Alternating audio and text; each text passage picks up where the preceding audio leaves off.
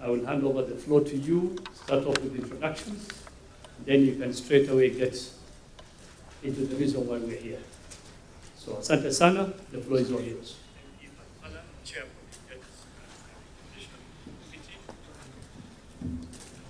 Thank you very much, Chair, Honorable Shurie, and all the other members, and also the technical staff from Parliament.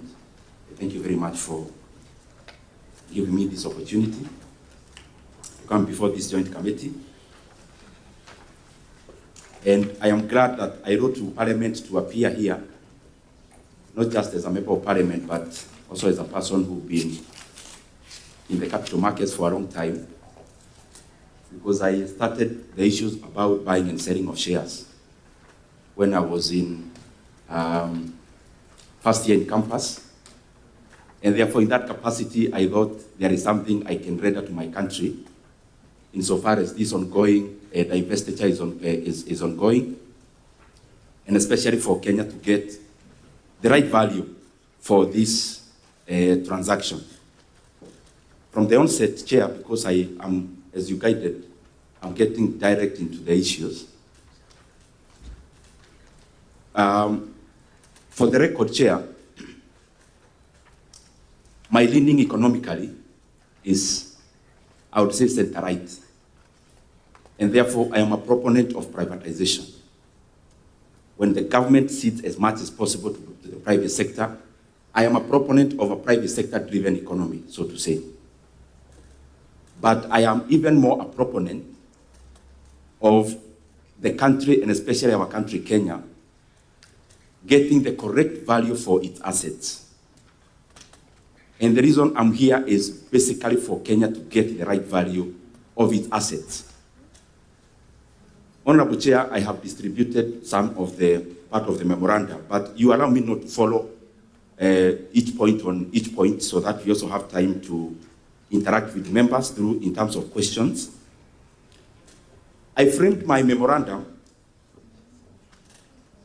not in terms of only giving solutions, but also asking questions. Because I believe it is the mandate of all of us, including this joint committee, as the representatives of the people, of all the people who appeared before you, Chair. Only the members here are elected directly by the people of Kenya. And therefore, we must reason like the people of Kenya. Because I believe a representative, you are not elected to leap forward. You are elected to represent. And representing, you only represent the people who are like you. So our reasoning must always correspond to the reasoning of the people of Kenya in such a matter as this. And therefore, Chair, some of the issues I'll be highlighting, I may give solutions given the experience I have, but I'll also give a lot of questions, because I believe those questions I'll be giving forth, it is also our business to seek for answers from the right offices where the people we represent may not necessarily be able to go there by their own. Starting off, and I hope I'm clear on that, some will be questions, because I need answers also as a Kenyan, as a member of Parliament, but also as a practitioner in the capital markets. But others I'll also be proposing solutions. The answers meaning there are technical departments of government who should provide answers to those questions. So, Chairman, my first issue, and I'm doing this in good faith just for a start. I'm doing it for good faith. If, for example, now I am told Kenya can get value for this transaction, I would leave this meeting because my business would be done. And having said that I have some experience in the capital markets, Chair, you'll allow me. There is some information, I also have some I'll say today, some I'll say in the floor to guide this discussion nationally. And there are some information I'll just highlight for you to also dig further, because I know, and I would not want to bring emotional suggestions. I'll say things that I know for sure. I have a backup of evidence. Number one, Chairman, this transaction that you're having is the largest in terms of quantum since our independence. Kenya has never had a divestiture of this nature in terms of quantum. It is the first time. And therefore, it should be important that we make this debate as robust as possible. Before the National Treasury even brought the sessional paper, I would want to know, Chair, and it's not you to answer, I'm just asking so that the committee can continue also interrogating it, whether there was public participation done at the level of the National Treasury, and especially given the importance of this transaction.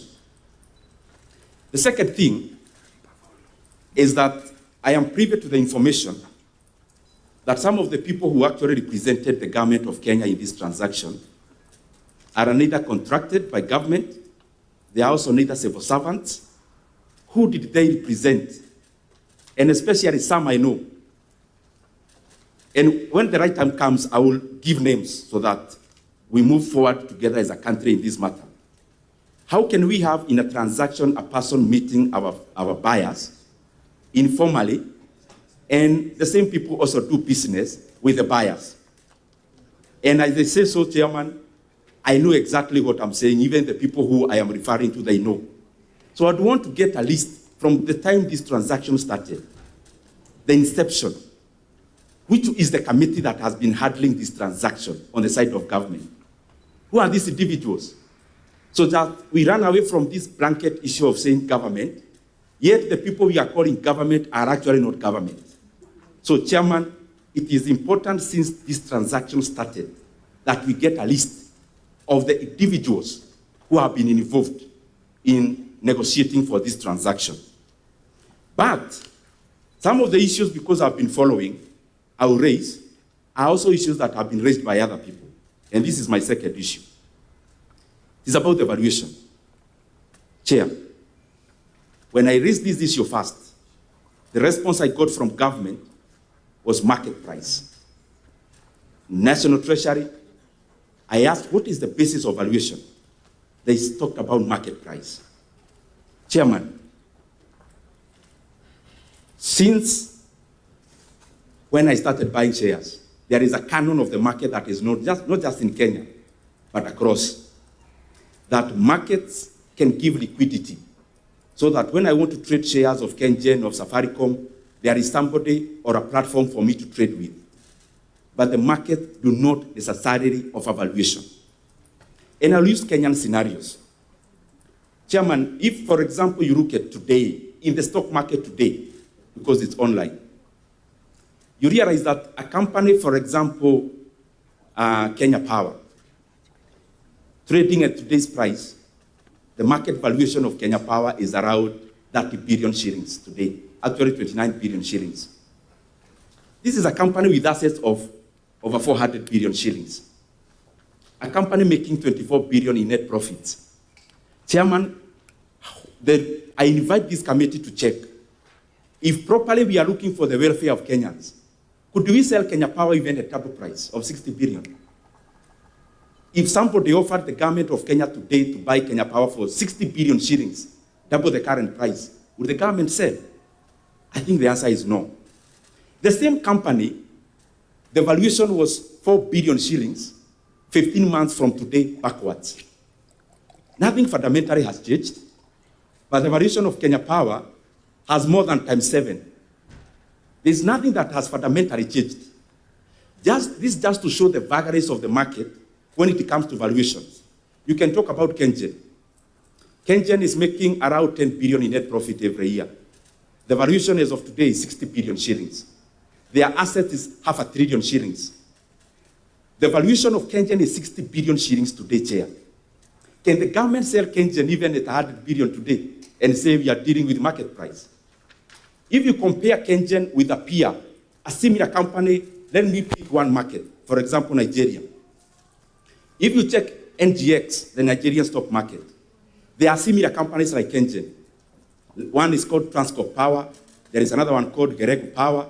Geregu Power actually had a transaction the last 2 weeks. They produce power half of KenGen, yet their valuation is 200 billion. This is one market called Nigeria, valuing half of KenGen at 200 billion. This is our market here in Kenya, valuing double of Transcorp for 60 billion. That is a total mismatch. And that is why when there is a big transaction, markets are usually never used. And I'll give you the final example, Chair, so that we just understand where I'm coming from. I gave this on TV the other day, but it's good I say it in record.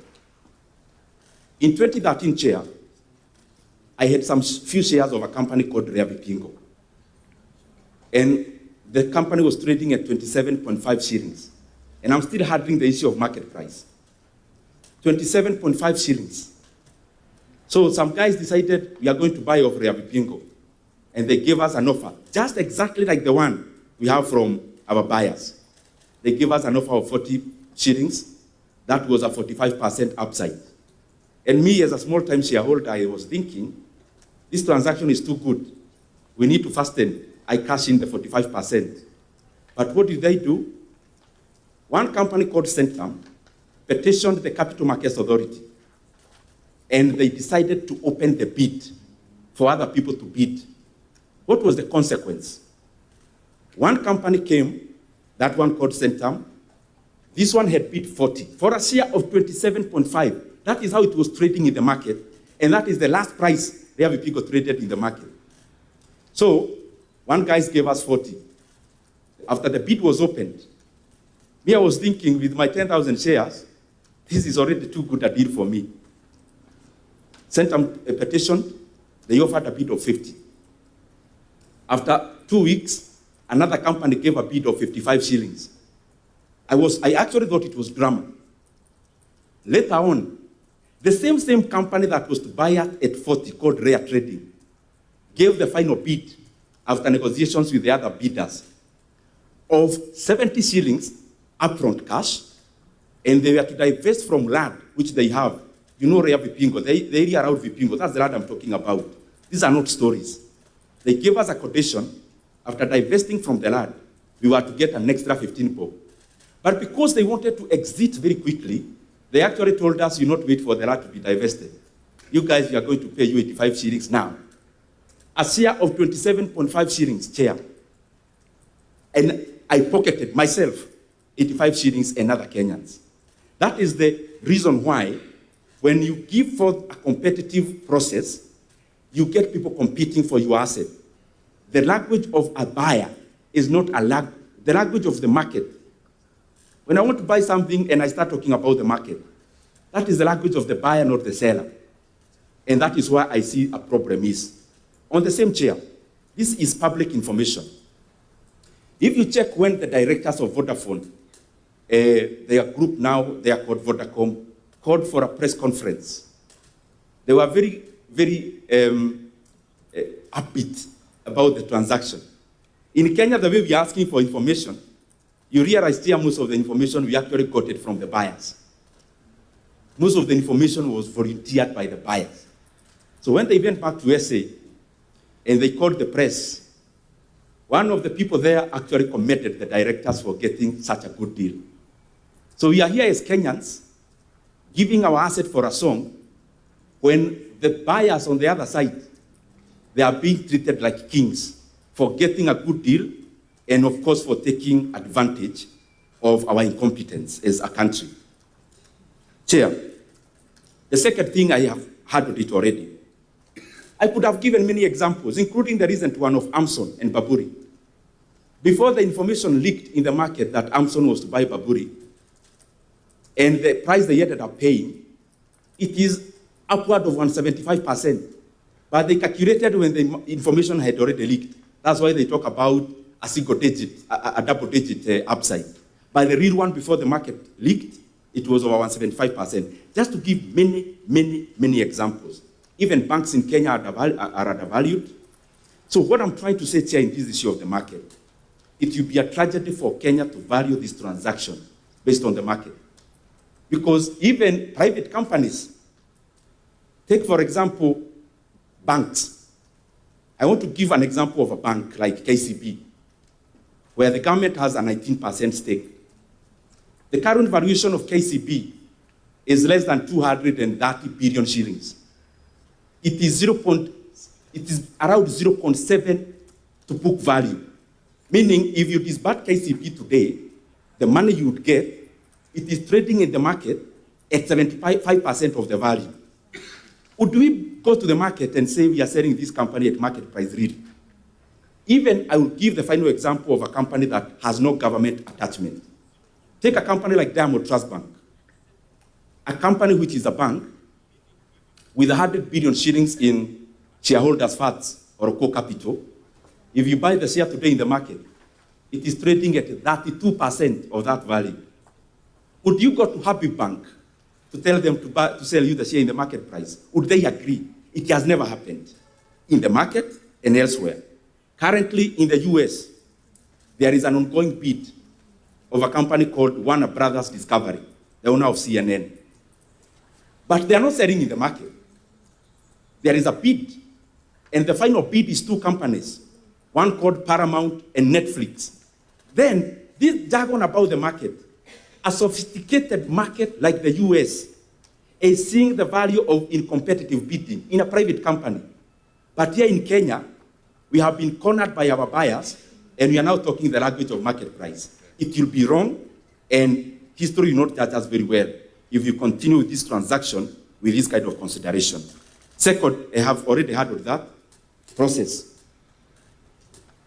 Chair, 6 billion shares we are selling with our population, it means the government is selling my 100 shares as Ndindi Nyoro.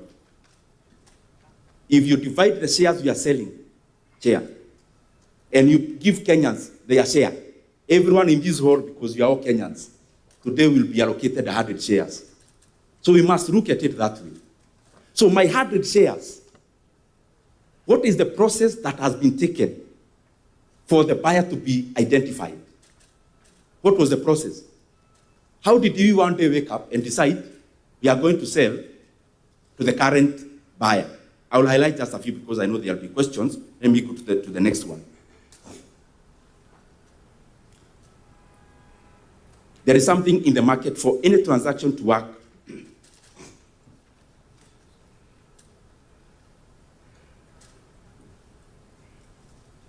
For any transaction to work efficiently, Chair, there is something called information symmetry.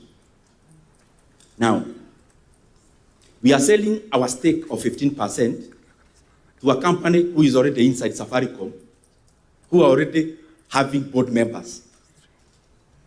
So, definitely, they already have a step ahead of any other person who would think of buying our stake, because of the information asymmetry. That is something else that we have to look at. Chair, allow me so that I go, this other point I think is the main one that brought me here. So before I go to that one, this is your valuation. Let me just recap a little bit in 1 minute. So, beyond the market, can we get the government of Kenya, when they conceptualized this issue of selling our stake, which valuation methods did they employ? Who did they hire to do the valuation? When did they hire those people? Because listening to the proceedings in the previous appearances, I heard about KCB and a framework contract.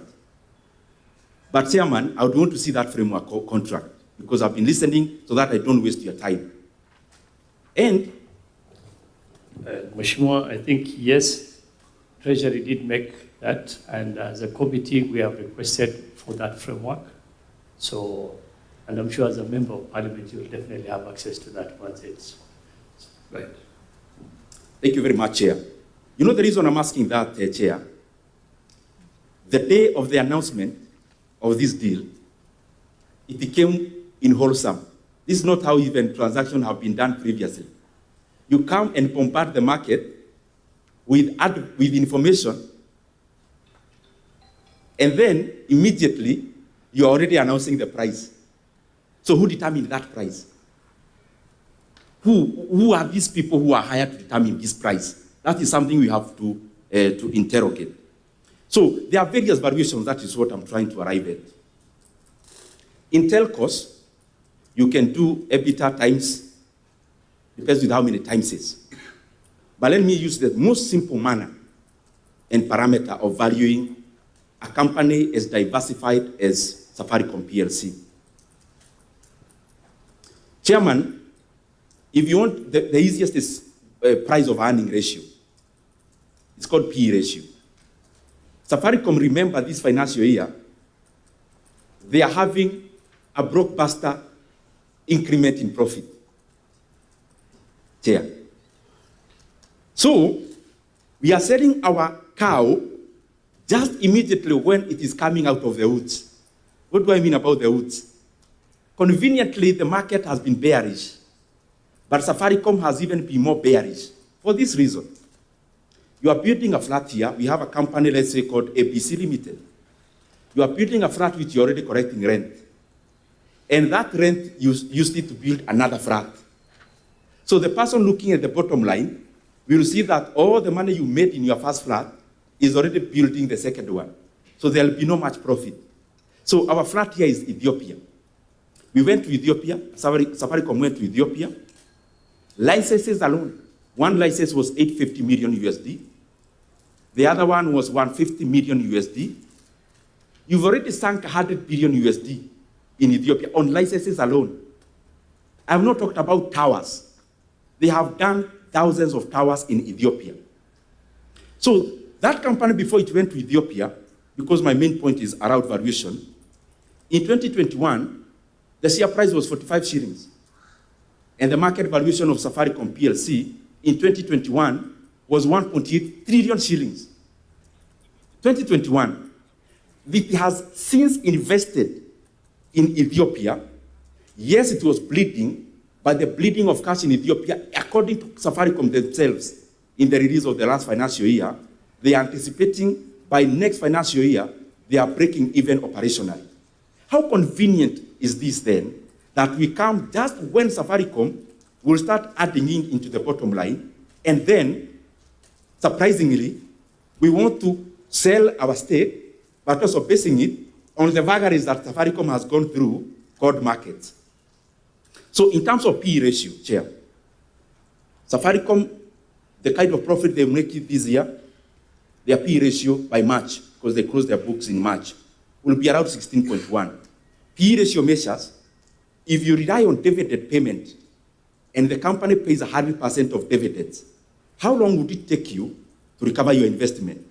In terms of Safaricom, the PE ratio by the closure of the financial year in March will be 16.1 years. Now look at this, Chair. The peers, take for example Orange. Orange PE ratio is over 30. You take 30 years. Take any other globally. Just do your homework, but let me zero in into themselves. The guys who are buying us. Bharti Airtel is like 39. The guys who are buying us, the best their PE ratio has been is 40.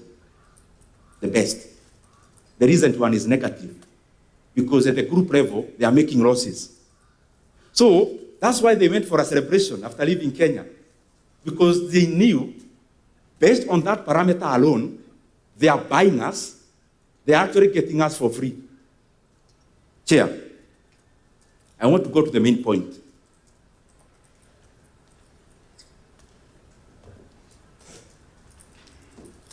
And Chairman, my pleading is this. If there is one point I would indulge the committee to just dig deeper, it is this one I'm giving. Chairman, in any transaction, Honorable Kaluma is a lawyer, I'm sure he knows. Any commercial lawyer knows. In any transaction, the detail is not even in the price. The detail is in something called condition precedent. Conditions precedent. Conditions precedent is like I am buying a shamba.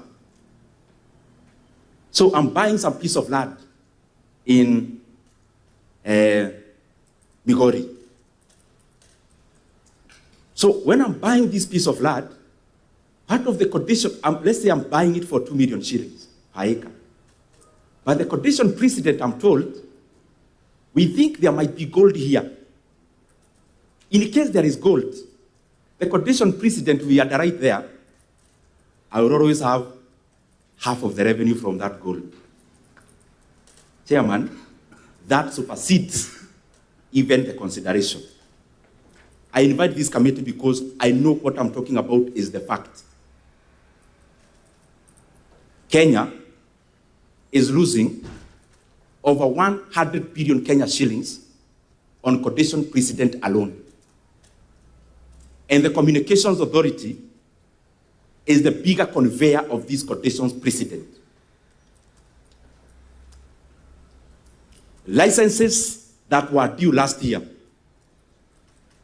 including the main licenses, which I have submitted in my memorandum, like the network facilities, the one that deals with network facilities, which is Tier 1. Chairman, who authorized the Communications Authority to commit to give a discount to Safaricom in the renewal of 5 licenses, which some I have tabulated in my memorandum? That Kenya in that respect is losing close to 100 billion Kenya shillings on conditions precedent. Things we have already promised the buyer.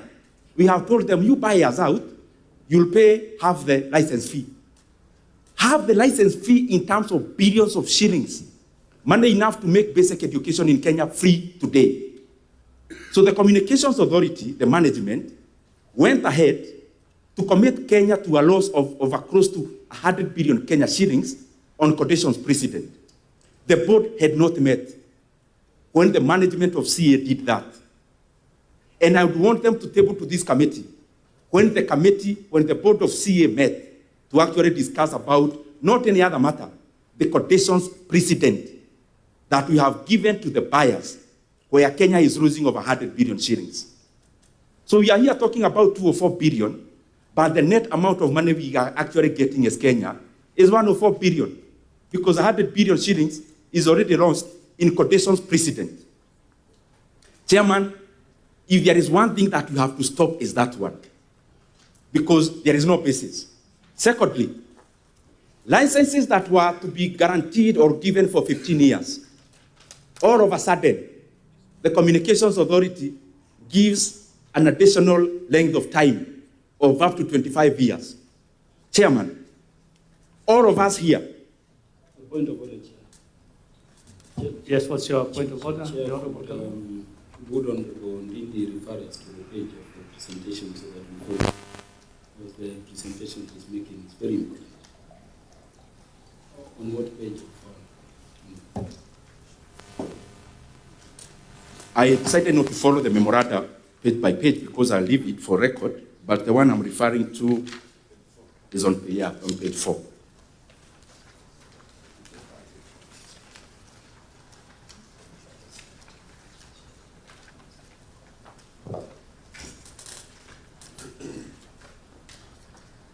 Can I continue, Chair? Mheshimiwa Kaluma, did you have, what was your?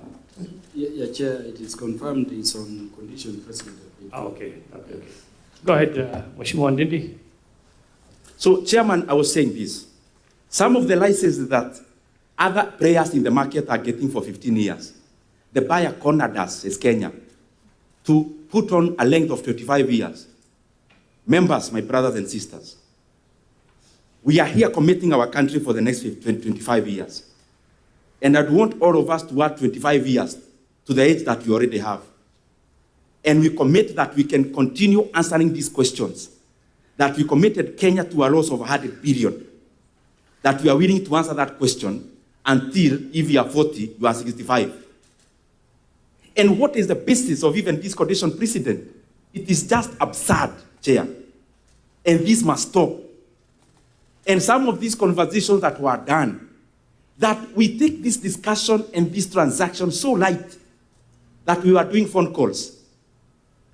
Phone calls where Kenya is losing 100 billion shillings that make this letter to the... You know, when the transaction happened, Chair, it was a hurry because they thought this is the only person who can bail us out because we are nearing election, we need money. So that issue then... Yeah, Yes, Mheshimiwa Ruto, what is your point of order? I wish Mheshimiwa, when he said doing phone calls is something of material, probably you would substantiate that. I will follow it. Thank you. Mheshimiwa Ndindi? Thank you very much, Chair. I think just for at the right time. No, I think at the right time, but for now, I think it's best to just withdraw that phone call so that we just make progress on the matter that we're here for. I can't withdraw, Chair, even if I'm to end my discussion here. Because my presentation today, history will prove me right. I know, and I'll table at the right time. But you see, you've mentioned it in this committee, and once something is mentioned on this committee and the member has clearly asked for the substantiation, if you cannot provide that at the moment, it's best, as you said, when you have that opportunity to present it again, then you can come up with the substantiation. But for now, I'll kindly and respectfully ask you to withdraw so that you're doing a very important presentation. Let's not lose that. The Honorable Ndindi Nyoro.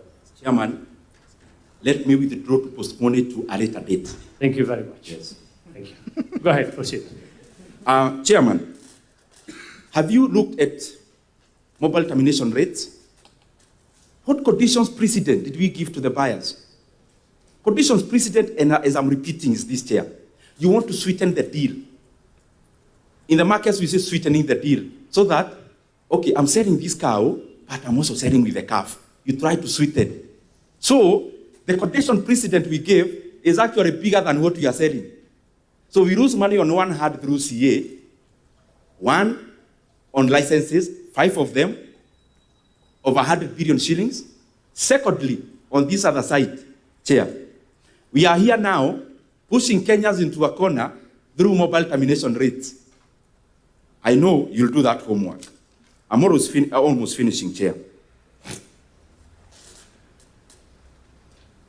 Chairman, I'd want this committee to investigate further because the buyer we are having is not beyond reproach.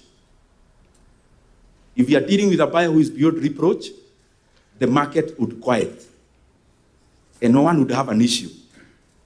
But then we are here dealing with a buyer who has already proven to the Kenyan people that they cannot be trusted, and especially with integrity. When Safaricom share was being listed, I was working for a stockbroker when I was in university. And therefore, I have the details of that listing. Chairman, there was a company called Mobitelea, which owned 5% of Safaricom by the time of listing. Previously, they owned more. If you look at the listing memoranda of Safaricom, this was how the shares were allocated. 35% was to be listed, 35% was GOK. 35% was our buyers. 40% in the market, which we all own. Now, Chairman, in the current memoranda, which was released by the same buyers, they now have 40%. Let me rephrase so that I am on record, I am correct. By the time of listing, 35% was GOK. That's 35%. 35% was our buyers. That is 70%. 5% was a company called Mobitelea, which was a vehicle of political patronage. The amount that was listed in the NSC was 25%, not the statement I had said before. So we listed 25%, it is in the market. All of a sudden, in this memoranda, now government has 35%, but our buyers already bought Mobitelea. So it means then the buyers were in cahoots with Mobitelea. Can Kenyans trust this company to be above board when it comes to this transaction when they already have shown their true colors in terms of integrity insofar as Mobitelea is concerned? Second one, and this one members take it now just like the one for condition precedent. Seriously. Chairman, we are here being told about market price of Safaricom, but there is something we are not being told. that the Safaricom share price has some shades of the company share having been suppressed in the last 1 year. In June of this year, when the buyers knew there would be this transaction, they did something clever. They immobilized their shares, 16 billion shares. They immobilized their shares for the first time since the listing. Do you think that is normal, Chair? Immobilization means this. The shares were in certificate form, just like many other government like many other government stakes, they are not in the market. They are usually held even in certificate form. So what happens, you have to mobilize this share to go into the CDSC. So what did our buyers do? They immobilized 16 billion shares. What does that do? It sends signals to the market of an increase in supply of the same share. So what did the share do? Just exactly as the buyers intended. The share became suppressed. So as the market has been so bullish in Kenya, in other counters, Safaricom, bullish, but measured. Why? Because the market is already signaled that there is a 16 billion immobilized share by somebody who can sell today.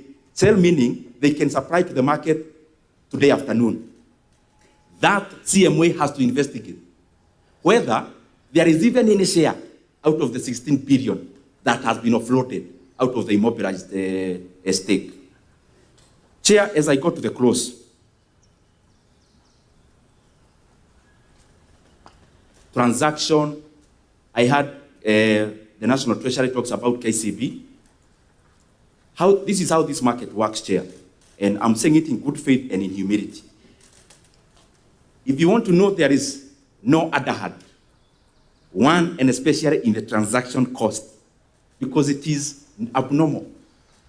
Transaction costs in the NSE, they are based on some parameters. And the more, the cheaper.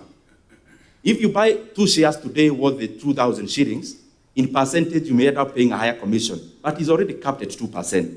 So you can't pay more than 2%.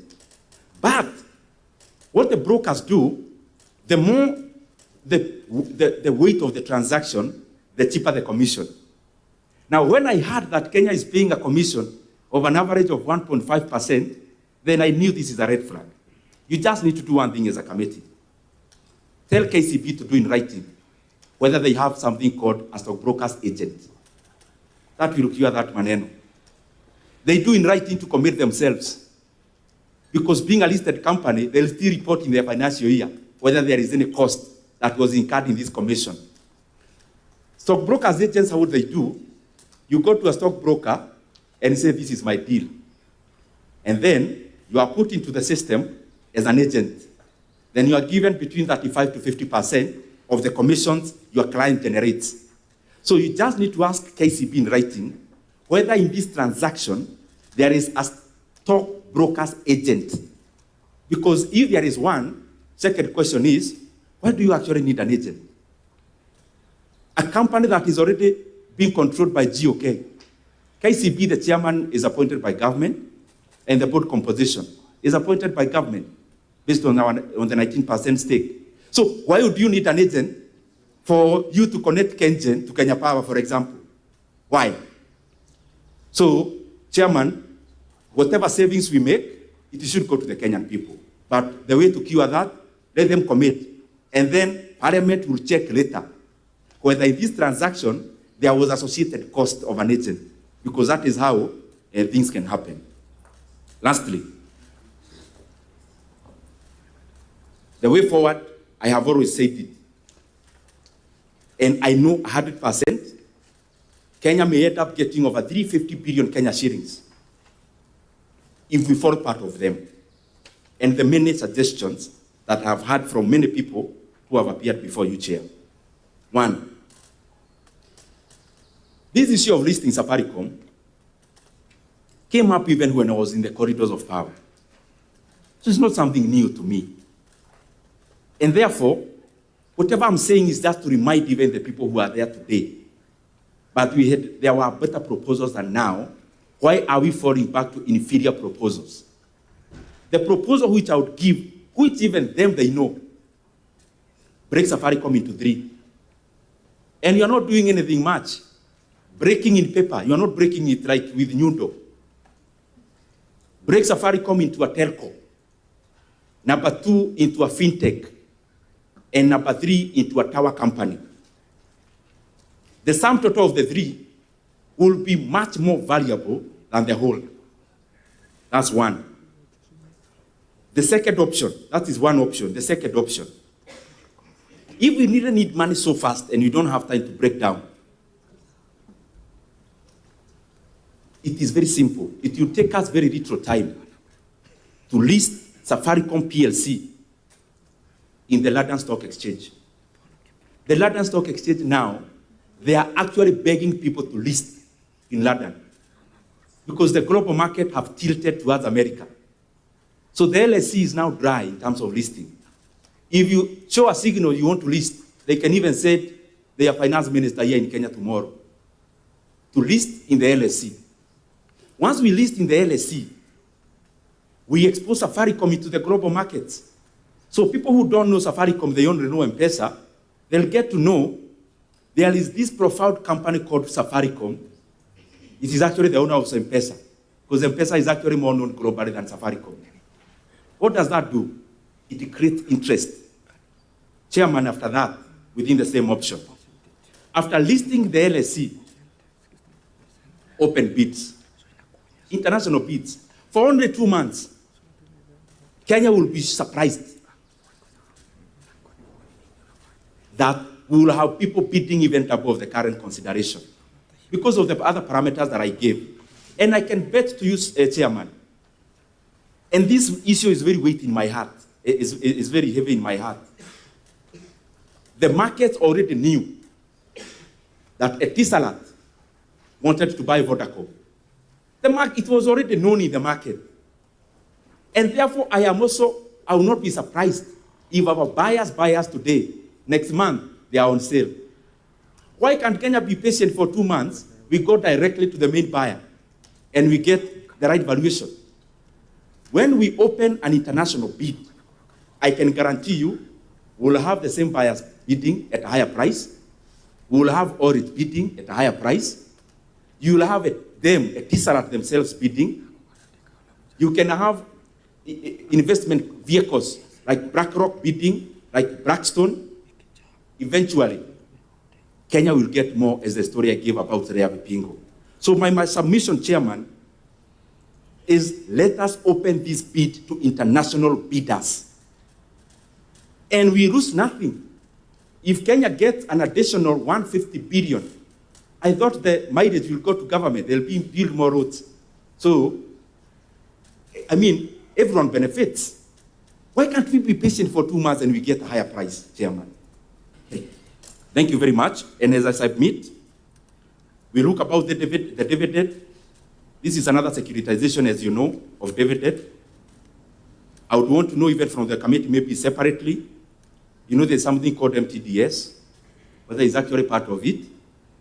We are now securitizing dividend. This dividend was part of our Appropriations Act, the current one. Because part of our revenues, the dividend is part of it. So we have securitized. I may ask many questions even about the current IPO that is ongoing. The proceeds were part of the Appropriations Act. So don't we see a mismatch? We have securitized dividend for the next many years, yet in our long-term and medium-term planning as a country, it is already accounted for as a revenue direct to the consolidated fund. I think Kenyans deserve answers on that. Thank you, Chair. I may give more rejoinders as we interact with members. I thank you very much. Thank you very much, the Honorable Ndindi Nyoro, for your excellent presentation and submission to the committee. Members, you've had the stakeholder. Now I'll be calling him a stakeholder. He's here as a stakeholder. Like what? So, members, yes, Mheshimiwa Ariko? Okay, thank you, And Chair. I will give it to Mheshimiwa Kaluma, then Mheshimiwa Kiri. Thank you, Chair. First of all, I need to say that I need to present, to appreciate the presentation, a well-informed and insightful presentation by our stakeholder, Honorable Ndindi Nyoro, on this matter of divestiture of Safaricom. Honorable Chair, I wanted to ask Honorable Ndindi Nyoro, because he was Chair for Budget during the said period where the shares of Safaricom started dropping from the figure he just mentioned of 40 something shillings per share. That was the period between 2022 to 2023. And from my research indicated that the shares came down because of interference of government and further investments in these other regions because of risk-averse nature of some of the shareholders. That's one aspect I wanted to ask Honorable Ndindi Nyoro. Secondly, he talked about materiality of the transaction. It is true that this transaction is material, and the shares are supposed to be sold at the secondary market. And we are informed even these other shareholders were not aware or were not informed of this particular transaction. What is the practice when there is such material transaction by one of the shareholders? I thought this matter must have been brought in a special AGM meeting or annual general meeting. Was there such a meeting that was held? Because I'm well informed that he's one of the shareholders in this particular institution. On the issue of the representative, of government representative in this transaction, he has been in government for more than 10 years. And in fact, is a major person who has been fronting economic aspects of government. Now, because he has changed his mind to go to the other side, and that's what I normally talk of ironies of some of the leaders. When they are in government, they are positive on all the aspects of government. But when you run away from the government, you start being opposing everything. So what I'm trying to ask you may need to call the member into order. Really, Ndindi Nyoro ran away from the government. What is the aspect? Ndindi Nyoro has been a chair, is a member of parliament, and I think he's still a member of parliament. So Chair, that has not. you see, there's a saying that What's your point of order, Mheshimiwa Yeah, Mboni? I think the government has three hands. It's the executive, judiciary, and the legislature. So Ndindi Nyoro, Honorable Ndindi Nyoro, being a member of parliament, is part and parcel of the government. Thank you very much. Thank you, Honorable Chairman, they also. I know what. Let's allow the Honorable Ariko to continue with his points kindly. Chair, What's your point of order, there's a Mheshimiwa? mindset saying, Mheshimiwa Ariko, there's a point of order. What's your point of order, Mheshimiwa? Chairman, I want you to provide guidance so that we don't degenerate from the main business of why we are here to politics of government and not government. This is a serious business for all Kenyans who are taxpayers. I think, as Mheshimiwa Chair, Makapa suggested, can we kindly... history provides us insight into Yes, what we are but- discussing. Yes. What we are discussing.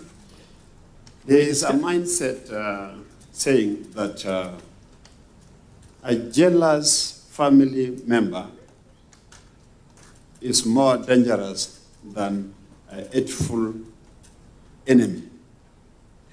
You can brainstorm around that. Let me continue with my Please, let's continue presentation. on the subject matter that has brought all of us here. Mheshimiwa Honorable Rico. Ndindi has not made a presentation of the true intrinsic value of Safaricom so that we can base our argument on his presentation. As a scholar, the presentation of Honorable Ndindi is from a scholarly world. So I want to appreciate that. But he has deficit in terms of giving us the intrinsic value of Safaricom and how much are we supposed to sell these particular shares. What is the best valuation model? From his presentation, I have observed that he wants us to go into the competitive market. The secondary shares are supposed to be competitive. And just because he has given us some insight on the internal dealings, where one person has clear information or correct information over a particular issue, and this issue is about the valuation of the company, it's about the price of the share, and in fact, the future prospects of the company. What interest is Safaricom going to get from the future prospects of the company, which are more valuable than the current state of Safaricom? Finally, Chair, because I've handled on the issue of competitive process, Honorable Ndindi has talked about the stock brokers. He has mentioned about KCB. And probably it's about the transaction advisor. What is the position of Organization for Economic Development, OECD, on the transaction advisor? Because it has guided on the ceiling for transaction advisor, which I said earlier, somewhere last week, that it is between 0.5% to 1.8%. And from the presentation of Treasury, the transaction advisor percentage is 1.3, which from my professional point of view is within the bracket. Thank you, Chair. Mheshimiwa Kaluma, then Mheshimiwa Kirwa, then Mheshimiwa Paul. Chair, let me join the members in commending Honorable Ndindi Nyoro for coming forth to participate in this process at this stage. I know as a member of parliament he'll have another stage, but this is bold. It's also a Kenyan. And so let me thank him for requesting our clerk to permit his presence to make these presentations at this stage. I know we may also visit other counties during public participation, take interest and join them. And Chair, let me thank you also for following Honorable Ndindi's request, allowing him to appear before us. Listening to Honorable Ndindi, Chair, I'm asking why he didn't request to join us as a stakeholder, so that a number of these questions he's raising would help us as representatives of the people to raise them with these various bodies coming here. In fact, makes me think, Honorable Chair, that because I know we could be having Central Bank of Kenya today, later on, Honorable Ndindi should stay around. Because ultimately, if he stays around in that capacity, he can join us as representatives of the people in interrogating these matters. Why do I say so, Chair? Chair, when Honorable Ndindi indicated he's coming and you told us so in the morning, you remember we had joined briefly. And we were very elated. We thought there is a smoking gun. And he has come and he has started as if there is a smoking gun. But I'm still waiting for the gun to discharge The gun is not discharging. Makes me think there is something Honorable Ndindi is withholding. Honorable Ndindi, don't fear. You're in Parliament. Tell us, release the smoking gun. You see, Honorable Chair, Honorable Ndindi started by saying there is an issue with valuation. And he said, I know, to use my own words, some conspiracies, and I'm going to give details of people. Do we go in camera, you give us these details? Because Honorable Ndindi, you know the attitude of some of us with anything that is corrupt or collusion. In fact, I was waiting, Chair, you saw me take my pen, and I've been waiting. I just wanted to hear so and so, so and so, so and so, so and so is involved, and is depriving Kenyans of their rightful asset. You know, the Ndindi has come, gone round. I want to request Honorable Ndindi that on that second limb, and I can tell you, you know Peter Kaluma as you do other members of this committee, if you were to point to us that there is some conspiracy, some corrupt practice around this matter, Honorable Ndindi, I can tell you, we would adjourn all the other hearings and this committee will make a decision on my intervention. And you know me. So I would still request and ask very humbly, my brother, having come forth, the generalities you have spoken here, you could speak on the floor. Give us the details of these people you indicate you will give. The better if the media is there. But if you need in camera, please stay on. But I return my ask to the chair to allow you to sit through. You are entitled, with the permission of the committee, as a friend of the committee. Chair, valuation has been a matter disturbing us a lot. And I agree with Honorable Ndindi, we are not sitting here just as Parliament. We are sitting here representing Kenyans in the sale of their assets, which, if we were not sitting as representatives here, Kenyans would have been met elsewhere, and they would have raised issues. And by the way, we've been raising these issues. They told us there is something called market price, and we were told if you go to the stock market now, and Safaricom shares are listed there, you will get between 28 to 29. We were told there is something called P/E ratio, which I see you repeating here. And you were taken through these calculations. The price earning ratio. I'm not an economist, I'm a lawyer. But we were taken through the details. We were told about intrinsic value. And if you've been following proceedings, I've been speaking to what Safaricom is in our telecom space, in our mobile money transfer space, and in our image and heritage as a country wherever you go across the world. I thought when you mentioned you are coming to guide us on valuation, you know, you would leave us here with a model of computation complete with how we arrive at a figure which we can tell Kenyans as representatives, this is the fair value.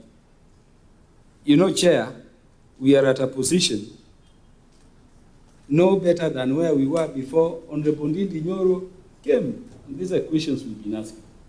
So Honorable Ndindi, could you, beyond what you've said, using all these methods, by way of arithmetics, you know, demonstrate to us how we can come to a better share value so that we determine this issue and we make a determination together with you, which we will present to you to approve or not. Beyond the fact that you are saying, if we went for competition, we would yield better. We've raised the issue of competition and Kenyans have been seeing. Now, beyond the issue of competition, please let us know your justification for saying that Kenya going beyond the price in the market of 28, 29 to 34 still is an undervaluation. And if so, still in your view, give us what would be the right valuation with a clear pathway to it so that we can pursue it. Number 3, Chair, I'm a lawyer, I'm not a finance guy. Honorable Ndindi is speaking to the matter of valuation of a company. What we are dealing with here is valuation of shares, not a company. I know the value of the company may be one consideration you take to your intrinsic value, which I've requested you to compute. But I think we need to understand that the only benefit you get from shares are dividends as and when they're declared. Share in company law, companies are what we call persona jurídica, juridical persons. You don't own the assets of the company. You don't own the company. You own shares and you trade in those shares and you derive benefits by way of dividends. Full stop. So let us be clear that we are not valuing, Safaricom. We are valuing shares in Safaricom. And so it is away from the company and, Honorable Chair, the assets. But Ndindi, I need you to share with us on something. When we enacted the Companies Act in the 11th Parliament, you were not yet with us. I was at the center of it. We had a section 975, subsection 2B, in which we said any foreign company in Kenya to be registered here had to let go at least 30% shareholding. Was it to the government or to the local people? There had to be that percentage. Out of the idea that we needed to attract foreign investment in 2016, you remember, an amendment was brought, and when that amendment was brought, we deleted that provision. Now leaving the shares open to everybody. If I were to eat your mind, thinking about the place of Safaricom, do you think we should recommend a reinstatement of that provision? So that when we have strategic companies or corporations like Safaricom, there is the limit is set, even if we are not to say local, we say the government shall have, on behalf of the people, at least this percentage, whether that, because I tend to think, Honorable Chair, that this could be what could have informed our having 35 then. It could not go below 30. What is your thinking around that? But tied to that, what stops Vodacom from going to the market now that these shares are listed and incrementally, buying the shares to the level, that they want, so that we are justified in saying this is not the way to go. The shares are listed, and by the way, they will be buying not at 34, but at 28, 29.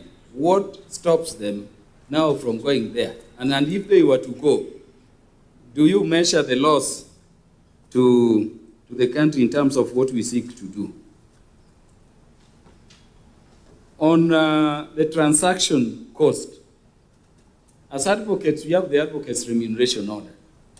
And Honorable Ndindi, it will tell you, on this kind of transaction, you will charge this least amount. Of course, we don't have upper limits. So the fees a lawyer charges are guided. People keep speaking about 0.5 to 1.5. We were told even by the CS Treasury and other people. I'm not a finance guy. Is there an instrument under which this is prescribed so that we can look at it? But I agree with your presentation that, by the way, the higher the volume, the lower the commission. Stockbrokers we will investigate, later on. I end by commending you and requesting that either way, let the smoking gun be seen and let the bullet be shot. I thank you, Chair. Thank you, Mheshimiwa Kirwa. Then Paul, members, if some colleague has asked a question, let's not repeat the question, please, for the sake of time. We have other stakeholders waiting. Thank you. Thank you, Chair, for the opportunity to ask this question. And thank you, Nyoro, for coming up as a Kenyan to just give this presentation. And we have to make it clear that Ndindi Nyoro is a friend or a colleague to all of us here. So that is why this presentation was very, very important. And Ndindi Nyoro is not just a regular member of parliament.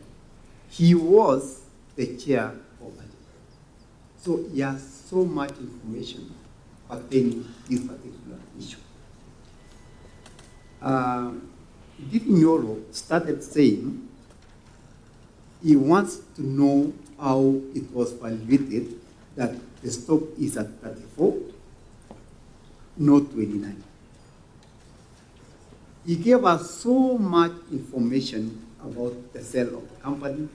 He gave us so much information about several other companies. My question to Ndindi, because the CEO of Safaricom sat right there where you are. The CS of Treasury sat right there where you are. They made a specific presentation like what you have done. We asked them questions, the same questions that we're asking you, and they gave us answers. They were very clear on how they went about valuation. Safaricom told us they cannot interfere when a seller and a buyer is present when it comes to stocks. If a buyer says, I want to buy these stocks, and a seller says, I want to sell these stocks, Safaricom has no say in who exactly or to stop it. Now, you are telling us that we should have all Kenyans come together and agree on who is going to evaluate this sale before it's done. That is not the case. We are told Vodacom gave us a premium price for the future dividends of the country, or of the stock and all that. So, Mr. Ndindi, as a colleague, and who has so much information about the government of Kenya, and who has information about this fund that we are going to set up, infrastructure fund. Of course, the money will come probably at the moment. If it is concluded before it's formed, it will go to another fund. But I want to ask you, do you think that all Kenyans would have sat down and agreed on the price rate? You know very well that Kenyans, there is a way of evaluating the stock and agreeing on how to sell, and there is nothing that was wrong on this sale. There is nothing. If you have information that there is something wrong that was done, then be on record and tell this, because so many people are following. So many people are just listening on your presentation today. So just tell the people, this is your opportunity to actually tell the Kenyans something went wrong and this is what went wrong. But based on what we know, the CEO was there, of Safaricom, the CS was there, and several stakeholders have come and just did their presentation the way you did. So my question to you is, do you really think there is a smoking gun in the country? Thank you. Thank you, Chair. Mine would be brief and straight to the point. Thank you so much, our colleague. You really made a powerful presentation, which has really enriched me, and I believe it has enriched the committee. But I would just like to ask, Honorable, that you seem to say that you have no problem with privatization. Yes, and you have a problem with evaluation.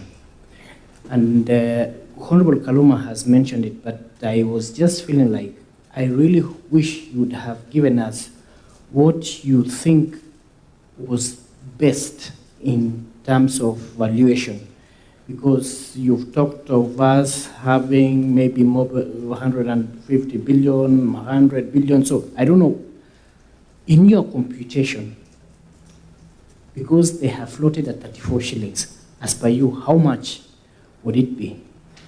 And you also put it so well that while you were in the corridors of power, there were some of these things which were floated. And in your view, if we'd have split into three, we would have gotten more. So as at that time, are you able to give us the figures that as at that time, because you said there were even more, how much are you looking at? And what exactly happened as at that time? What hindered the sale as at that time that probably now is okay? So thank you. I think that is my main concern. Thank you, Mheshimiwa Manduku. Thank you, Chairman, and thank you, The members kindly want to, if we can get straight to the question so that because of Honorable time, Ndindi Nyoro, for your insightful presentation.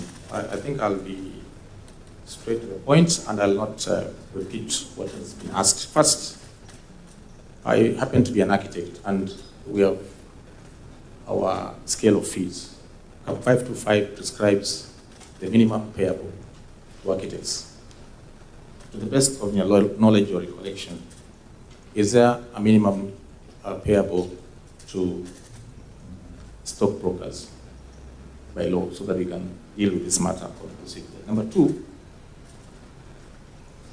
on the split of Safaricom, this discussion was mentioned by CS for National Treasury, and he argued that if you split it into three entities, then you lose the leverage.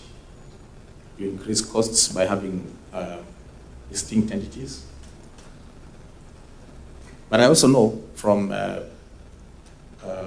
my own research and experience world over, where we've had a split of giant telcos, the residue entities have not done very well. And I'll give you an example.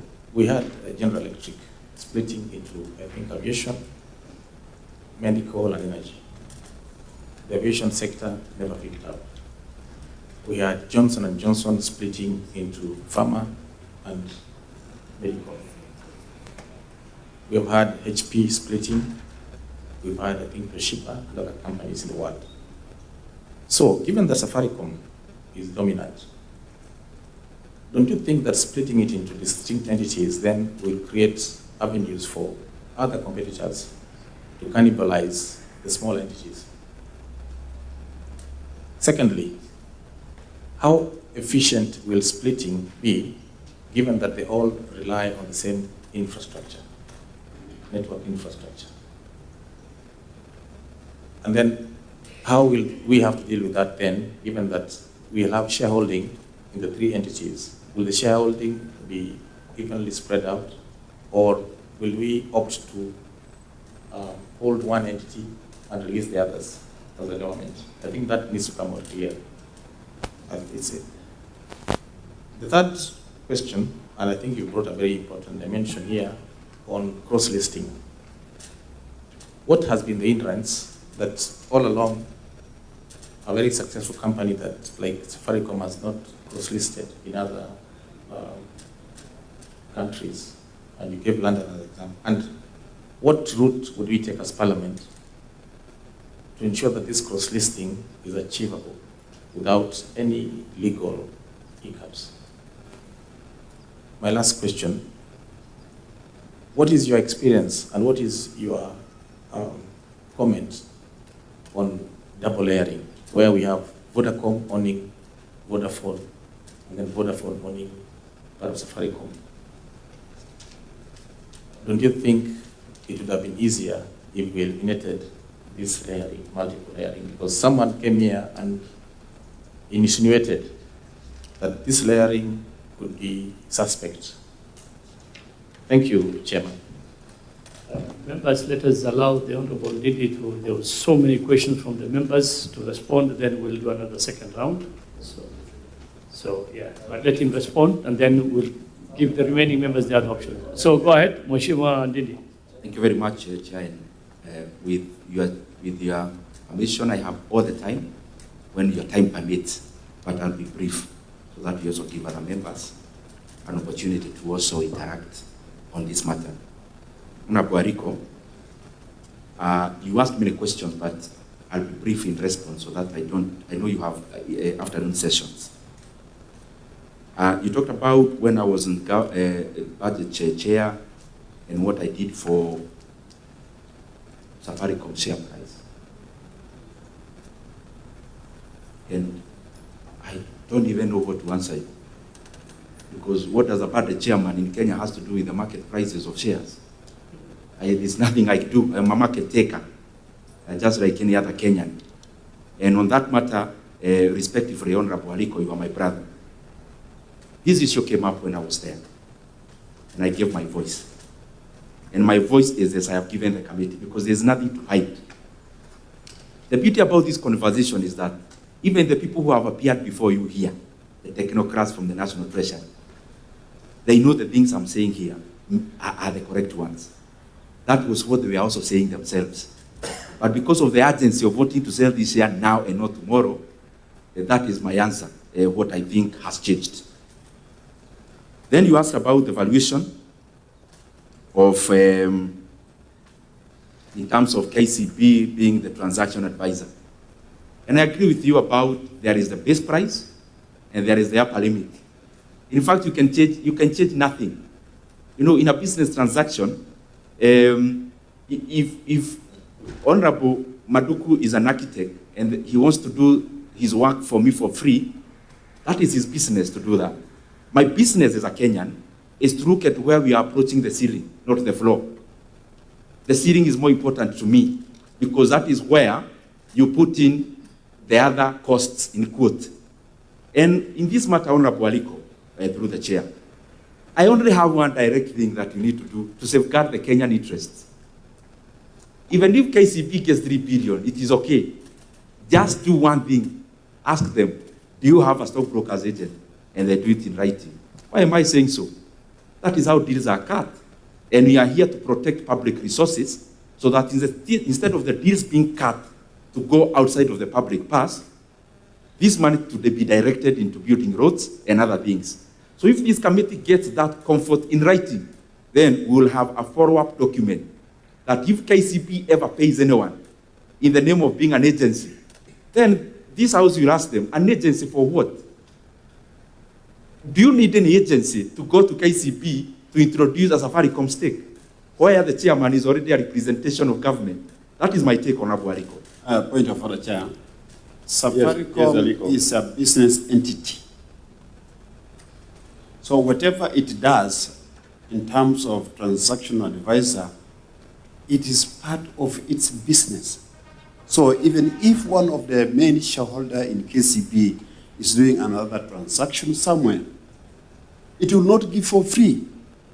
It will charge transactional advisor fee as part of its business. Thank you, Chair.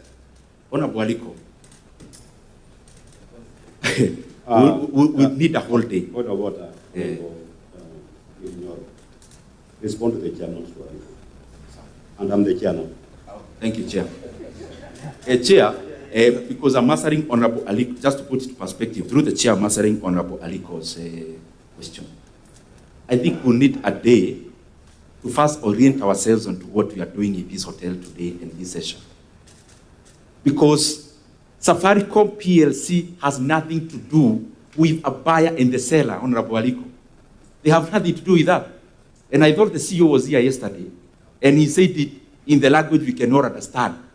Safaricom has nothing to do with the transaction between the government of Kenya and our buyers.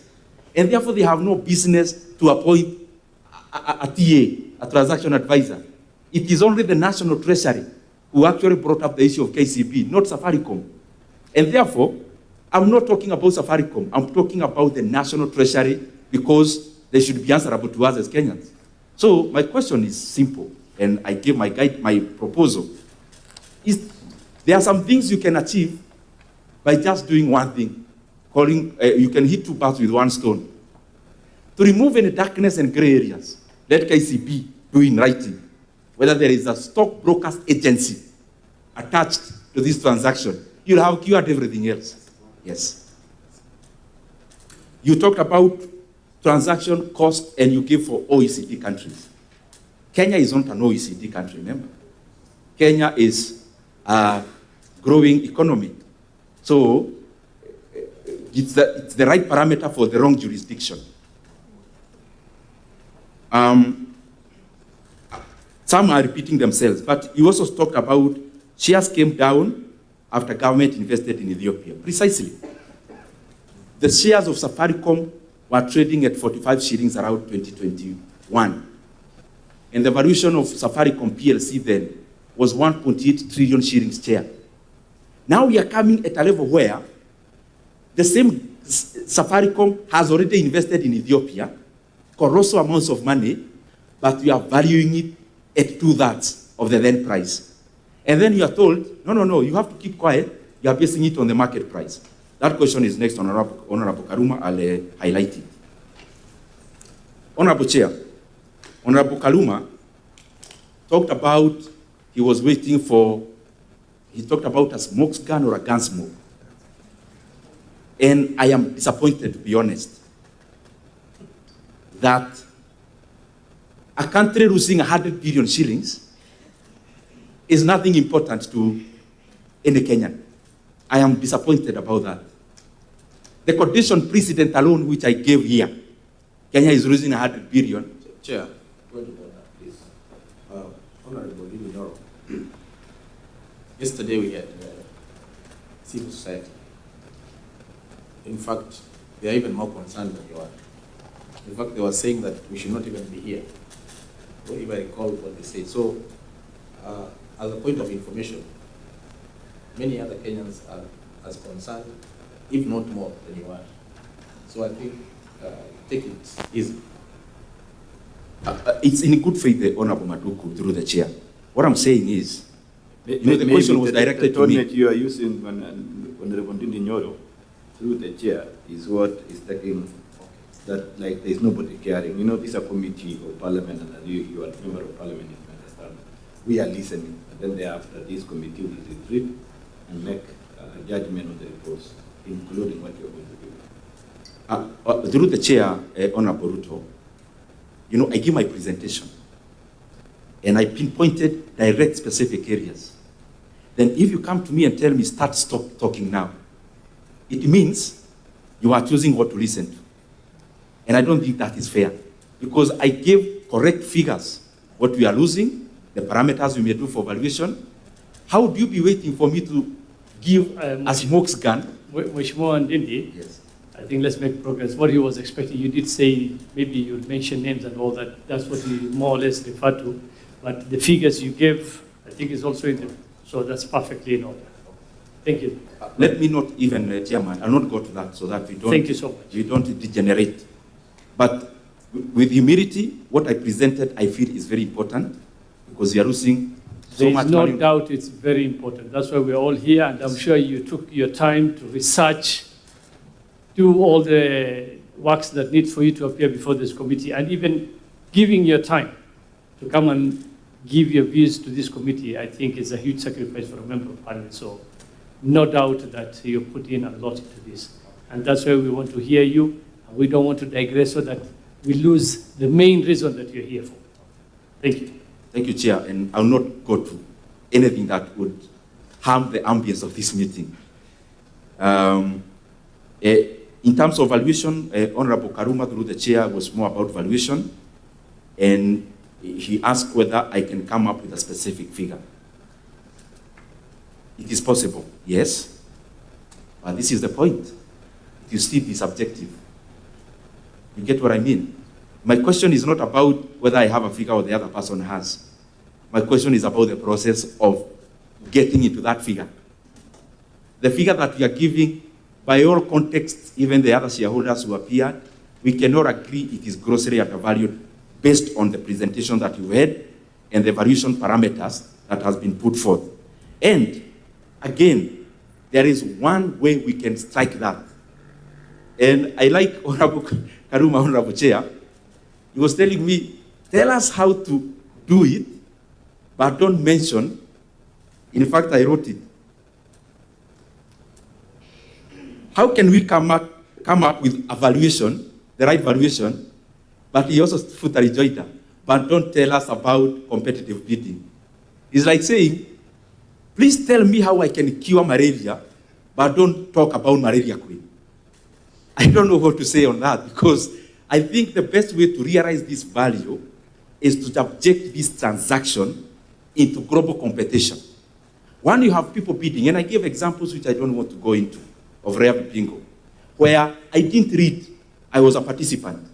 A share that was 27.5, just like the current valuation of Safaricom by the time of announcement. But we ended up pocketing 85 shillings. Why? As I answer that question about Honorable Karuma. You know, I was listening also to the National Treasury and other people talking about market. Vodafone can buy from the market. It is fine. Why can't they go and buy? I also threw the same question. It is for one answer.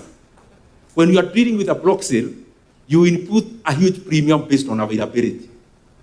Today, if I wanted to buy Safaricom shares, only 2% of Safaricom I will not get in this market. So you have to do it an off-the-market transaction. And the more the reason when it is an off-the-market transaction, it comes with a huge premium. It's not Safaricom that is first to do that. The last 1 year we have had Baburi being bought by Amazon. If you look at the price 1 year prior to the day of, exactly 1 year prior to the day of transaction, Amazon paid 175% upside. But those giving examples are talking about 6 months for convenience, because the market already knew there was a transaction and the share had already started to respond. I talked about Rea Vipingo. I can talk about Ken Okobi. Ken Okobi also was listed and also had a block sale. Block sales across, that is what happens. And now what you do in the block sale, you go outside the market. You know, the market is already an auction for small-time shareholders like me and you, where we go buy 100 shares today, 200 shares today. The market provides liquidity. When I need to pay school fees, I go and sell the shares. And therefore, the market, what it does, it assigns the value for the retail shareholders market.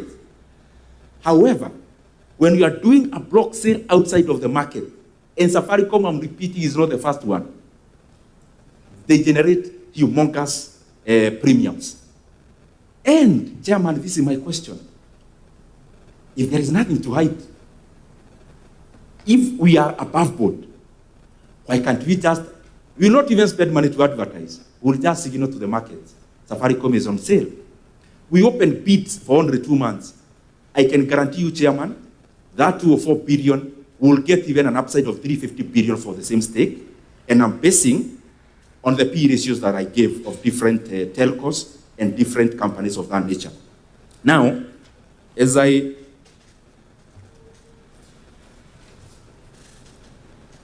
Honorable Karuma talked about 30%, the company's role, and I agree with him.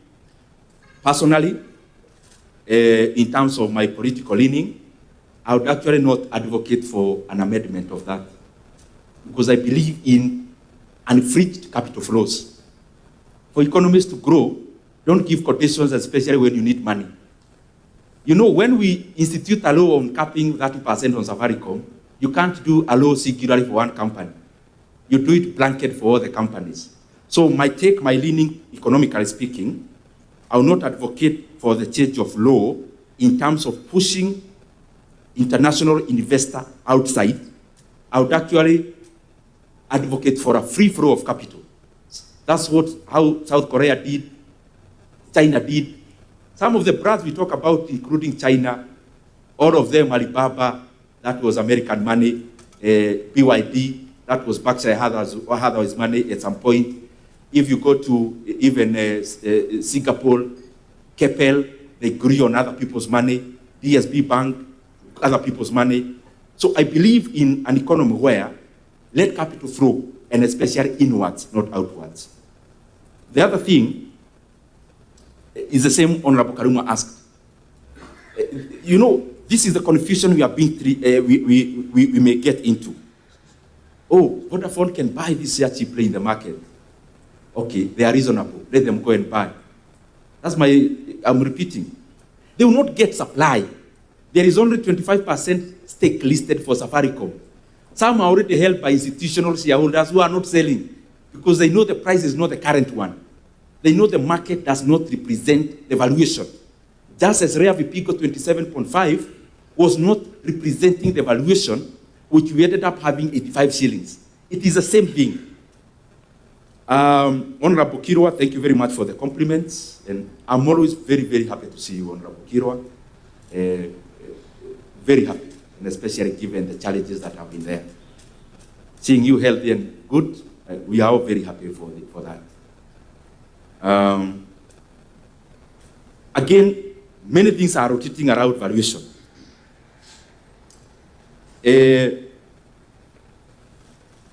I think that is the valuation, because it's cutting across. The way to handle valuation is to go to the markets. There's no way we are going to run away from that. You also talked something about these guys we are selling to are already inside. It's called information asymmetry. So they already know so much than I know. So they already know so much than the market knows. And the more the reason they actually held a celebration in SA to celebrate taking advantage of Kenya. To cure this, just expose Safaricom transaction into the international markets. Kenya will not lose time. We can only take 2 months. And as I said in my presentation, we will definitely get a higher value, maybe even from the same buyers. Honorable Maduku, I agree with you in terms of fees. There is the canon, even in stockbroking there is. But I think our business is not to encourage the people we are oversighting towards the ceiling. Our business is to push them towards the floor. Because any savings between the floor and the ceiling, any saving in there is going directly to the Kenyan people through various services. You also talked about divestitures that happens in terms of breaking the parts. Unfortunately, the companies you gave, none is in the business like the one, none is close to Safaricom in the business they are in. But breaking down happens in 2 levels. There is the breaking down of a company that is too diversified. That is what GE was. At some point, GE had more than 200 parts, and especially when Jack Welch was the CEO. So there is a difference between when you have an agricultural company that also does telco, that also manufactures carpets, that also manufactures camera. That was what GE was. And that is why they are breaking down. What am I trying? I'm looking for words so that they fit into the explanation. Safaricom, you are talking about a company with 3 parts, which all can be a client to each. But beyond being a client to each, at our company will be a client to the telco. And the fintech will also be a client to the telco. But beyond that, it opens the 3 entities to do business with other people. If you are in Kenya and you need to use towers, then you'll go to a tower company that is independent. However, the shareholding will be split across all the 3 entities. The same shareholding that there is in the group will percolate in the 3. Also, the issue of HP, the companies, Honorable Maduku, you agree with me, the scenarios are quite different. The homogeneity of their transaction is very different from the current one. As I finish,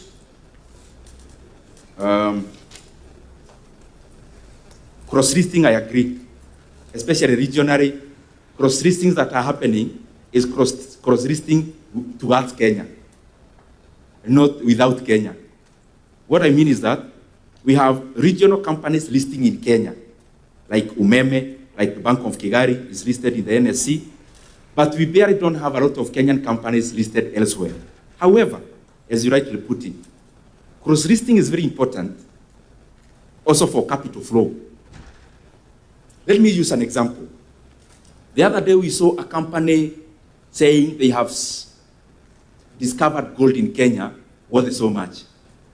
If you look at that company, a small entity, it was actually at some point listed in the LSE. So they got there, they raised the money, but the money comes to grow our country.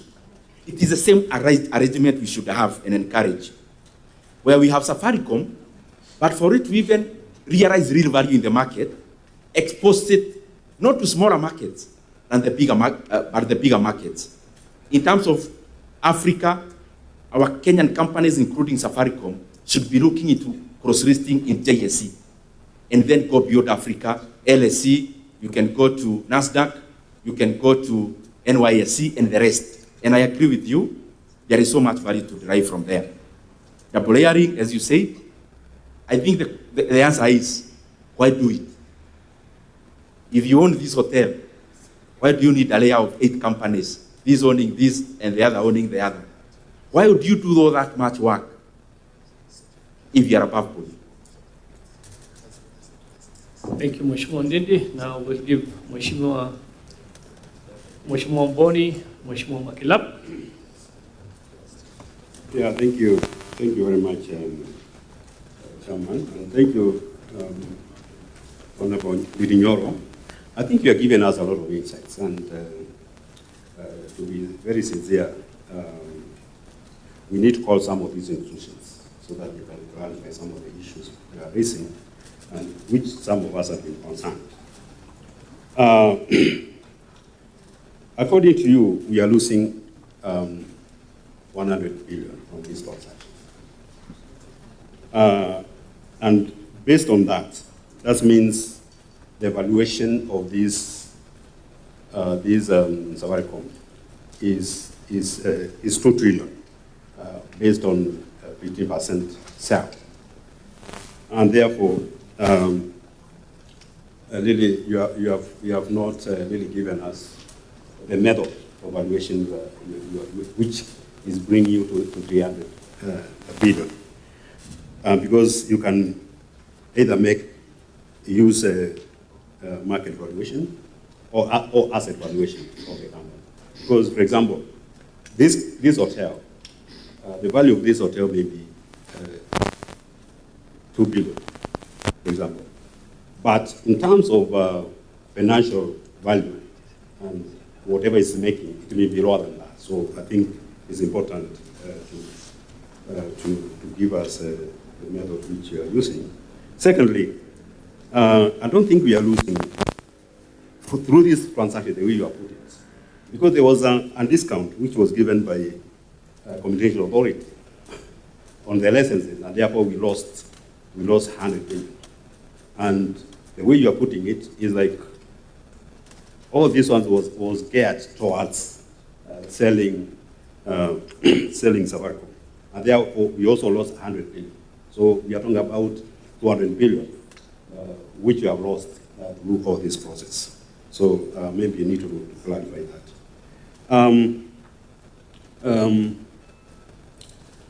You did mention that some of the people who are negotiating were not part of the process in your presentation. I looked at it very well. And I was wondering, where and when do transaction advisors come in? Were they not part of this transaction negotiations? Because transaction officer is supposed to lead and guide on transaction and negotiation of that. Mheshimiwa Ndindi Nyoro, you did mention Mobitelea, and it is an issue which has been, people have been trying to avoid. I raised it, I think, with I think Treasury or another company or somebody. And nobody is coming out to tell us where does Mobitelea share stand in this. Because even Mobitelea, that time, it owned 5% of Safaricom. Assuming Vodacom also bought the 5%. And you know, we are made to understand they have 40%. Now suppose they bought 5%. And now they are buying another 15%. Therefore, we are talking about a controlling shareholding by Vodafone of 60%. So maybe you can tell us what happened to this year, because I think you have a lot of insights. And who bought the 5% from Kenya, so that at least you can be able to make some of these decisions as a committee. Otherwise, I'm very happy about this presentation, and it has given me a lot of insights on this committee. If we actually follow this, then we can be able to come up with a conclusive understanding and decision on this matter. Thank you very much. Thank you, Mheshimiwa Mboni. Mheshimiwa Makila, karibu. Thank you, Chairman. I've listened very carefully to the presentation done by Honorable Ndindi Nyoro. And I think, Chairman, whenever we go out and listen to Kenyans as members of Parliament, we principally look at things objectively, rather than having a bad view of where we come politically, how we support politically. For me, looking at objectively and learning some of the things that we needed to understand before we go out to public consultation and even finally discuss it. So I have learned a lot of new things through his presentation. Number one, using his own presentation, page 4, what is called condition precedents. And in his communication, it says communication authority regularly and impulsively extended condition precedent to the buyer. I believe this buyer is Vodafone, which has resulted in losses of around 80 billion on renewable licenses. My question to you, Nyoro, is could we therefore then, or you have evidence to table before this committee,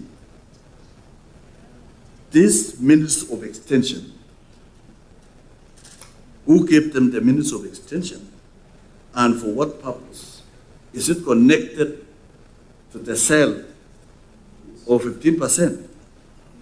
It means there is a lot who extend for this condition to votable. It means there was some boardroom decision that for us to sell this 15%, there is some underlying waivers, which the Kenyan government, through the taxpayers, will lose about 80 billion. We need evidence from you, and it may even ask the chairman us again to call CEO who appeared before us here yesterday, that this give us evidence of boardroom decisions that led to this loss of money through giving waivers to what is called network facility providers for 15 to 20 to 25 years. These are serious matter, Ndindi Nyoro, that it may even negate the entire process of, because it will reduce the revenue that we are thinking of raising about 204 billion. Because if there are these concessions, it will be a very bad deal. And then you also say in number 12, in a nutshell, the country has lost.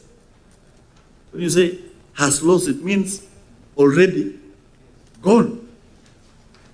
Revenue to over 70 billion.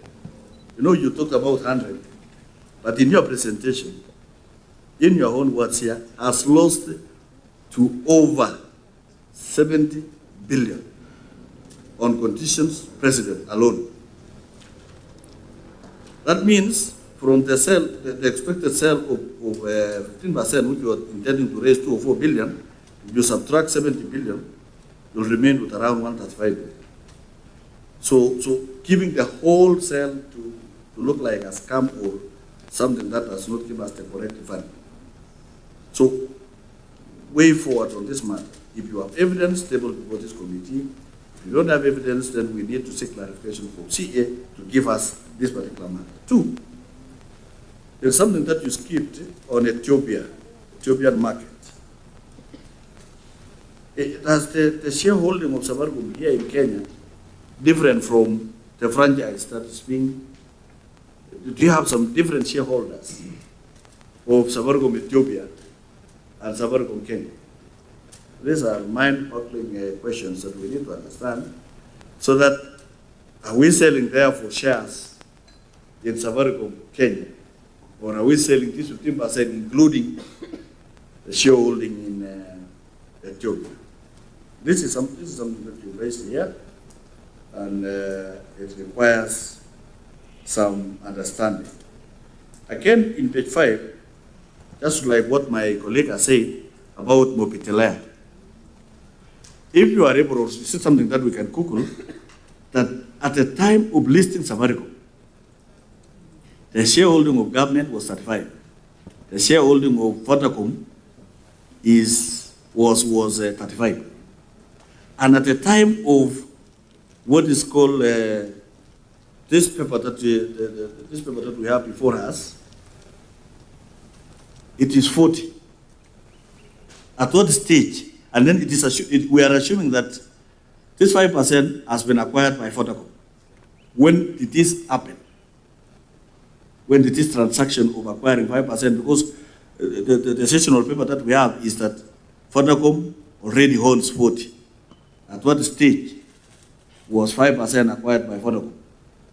If you have evidence of at a time when Vodacom decided to buy Mopitelea, then it is also good for this committee to have it, because it means this Vodacom is a big animal that continues to acquire other people inside, small shareholders, and they may even acquire anybody else remaining. And it is a foreign franchise. I'm using your notes very carefully. I don't want to go outside this. Lastly, Chairman, tell us something about, this sessional paper has a timeline that says it takes 28 days from sitting of Parliament. It means if we start sitting on 4th, by 28, if we shall not, by 4th of March, if we shall not have concluded, it is deemed to have approved itself. And therefore, who will take the shares, the dividends? The government may lose dividends to Vodacom that has worked for the whole year, and when it is left with 10 days, the shares changes hands to someone else. Can you tell us about this shareholding, the dividends of the current fiscal year of Safaricom, how it will go? Because how can I lose all the milk of my cow, which I've worked for it for the whole year, just at the wee hours of exchange? Tell us something. You did not say something about it. And finally, tell us something about when Safaricom PLC is being sold, and when the shares, 15% shares of Safaricom is being sold, how does the entire franchise, the value which was at 2021, 1.8 trillion, how will this sale affect the assets of the entire ownership of Safaricom when it will be owned by a foreigner at 55%? Thank you, Chair. Thank you, Chair. Switch off your mic. Switch off your mic, please. Thank you so much, Chair. Like my colleagues, allow me to also take this moment to congratulate our senior colleague in the Parliament. I regard him as senior, being my first term in Parliament, and he's serving his second term. And the way he's with whole heart or passionately following up the issues of the country and for Kenyans. Thank you so much. Chair, from the onset, introduction of the presentation by Honorable Ndindi Nyoro, there is a funny statement I've underlined there, that he has referred this transaction as inferior transaction. That implies from your presentation, you trust out completely. So in fact, like the question Maklab is asking, I think according to you, we should reject this thing outright before even the end of that term. And for us to be able to arrive there, Chair, I'll be able to put some few questions. And don't mind, Honorable Ndindi Nyoro, you will find some of our concerns will oscillate from what you're putting. Probably you might need to put it better than you already put it. The issue of valuation, this has been a question, a critical question that every other person here has been asking. Even the Cabinet Secretary, we were able to ask him, and he laid his foundation, of course, bringing from the point of view of Section 87A of the PFM Act that recently was amended, which gave powers to the Cabinet Secretary to be able to initiate such transactions outside the State-Owned Enterprises Act that we also passed in Parliament. Picking from there, he also, from his presentation, he seems to have relied on that provision to negotiate with an existing shareholder in Safaricom, and that is why they arrived at the 4. But I like your thinking outside, because looking at this, it looks like you have relied so much on relative valuation, where you are comparing the market, the behavior of the market. I would wish to know from your knowledge, being expert, combining the intrinsic value, the relative valuation, asset-based valuation, what would be the ideal? Because we are trying to look at the real position of what Kenyans should be able to get, vis-a-vis what we think Treasury has given us the best. Because for any layman person, you will minus 34, minus the current 27, definitely you are making a premium of 7 shillings. I mean, for everyone, for every layman. But from your acumen in relative, which I regard it as an ideal market situation. What if this upward by National Treasury is shifted, like from your request, we remove it from the boardroom negotiation, as we called it, and put it to the market, either to the secondary market, Nairobi Stock Exchange, or even invited that it's possible to go outside NSE and go to London Stock Exchange, or New York Stock Exchange for that purpose. What is a certainty? Especially remember, the offer of this is done by the government. And anyone would know when by the time the government is coming for it, like the foundation of this, the Cabinet Secretary has passionately expressed the need of divesting on this one so that we're able to look for resources or find resources to finance the budget that cannot be sustained by the ongoing borrowing where it has reached a limit. And I've been following you always, you've been telling Kenyans where we've gone high in terms of our borrowing, that it is no more sustainable to keep borrowing. But here is the budget. Here is the budget deficit. I know you've been the chairman of our budget and appropriation, that this country has to run. It has to finance education. It has to finance water. It has to finance the basic social and infrastructural needs. That is why the National Treasury and the government of Kenya has reached out and say, let us exercise what is within us, the assets we have, generate revenue, invest this revenue on these going concern investments, and realize the value later, and of course reduce on the cost of borrowing.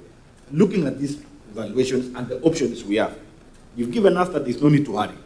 Well, maybe Cabinet Secretary will tell us and I think Chair, looking at this one, we will still need to invite back the National Treasury, Cabinet Secretary, National Treasury, so that some of the questions left by this stakeholder and others who have come here would be able to help us.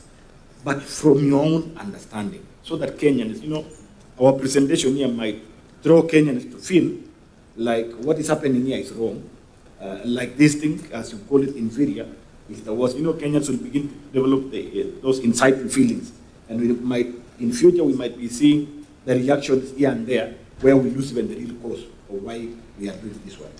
Chair, the issue of KCB agent, and which has got my attention, I would really beseech, because this is a committee of the National Assembly, and an honorable member understands that this is more of a quasi-judicial sitting.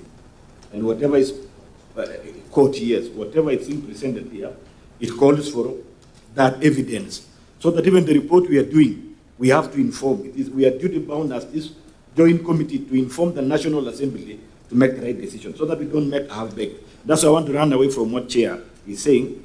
Mheshimiwa, you go and you will provide in future some evidence. The information from now is far much more better, because We are a few committee we can sit.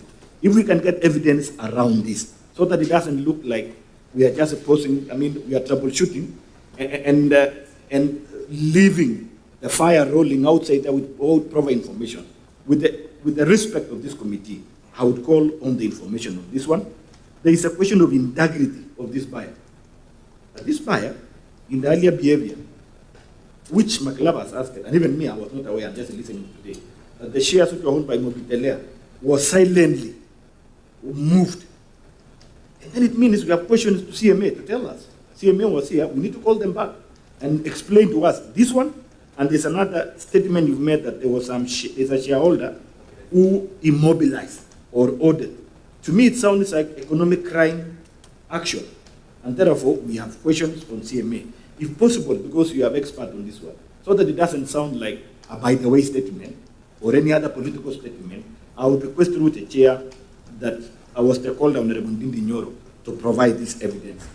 The issue, so that I don't repeat what you said much on this, the information on the dealers, that's a big thing. It can be a breaking news that the National Treasury indeed never initiated or they never participated in that boardroom. There are other figures, other imaginary faces who are there sitting down that we need to know how were they contracted.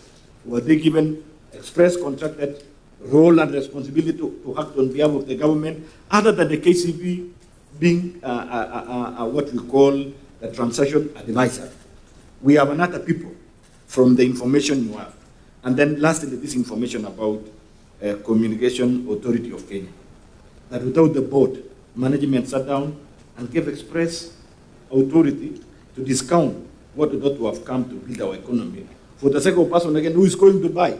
So in any case, we will calculate the loss in terms of value you are giving us, that we are losing. Instead of getting the 390, we are getting 200. So already there's a 190 loss. And then there's another 100 loss in terms of the licenses.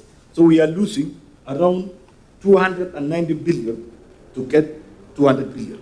I think your statement initiates that we are actually giving out free, including giving out additional money of around 290 billion. With all this put together, it is wise, and to me it could be prudent, Chair, if we get all this evidence so that this committee can make the right decision to present to the National Assembly and inform the National Assembly to also make the right decision, either to reject it, because you said they don't even need to amend, either to reject it from your point of view or to approve it either way. Thank you. I think for the rejection and approval, it's for us, and he'll be in the House to do his bit, so I think he should just not respond to that one. Mheshimiwa Oyula? Thank you, Chair.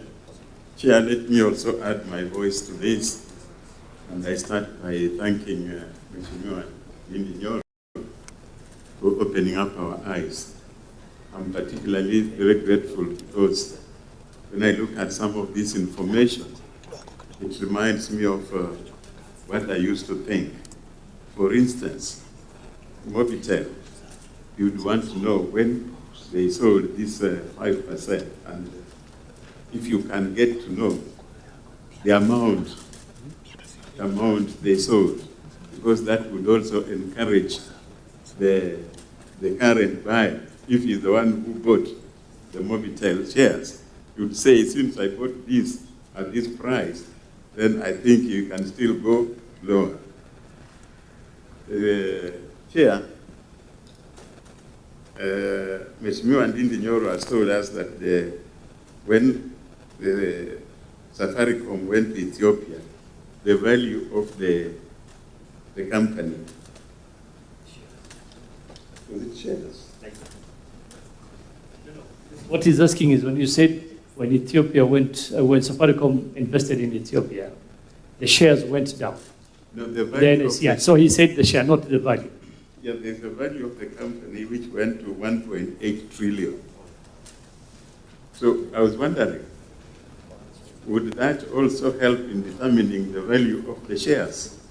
If it does, what would be the calculation?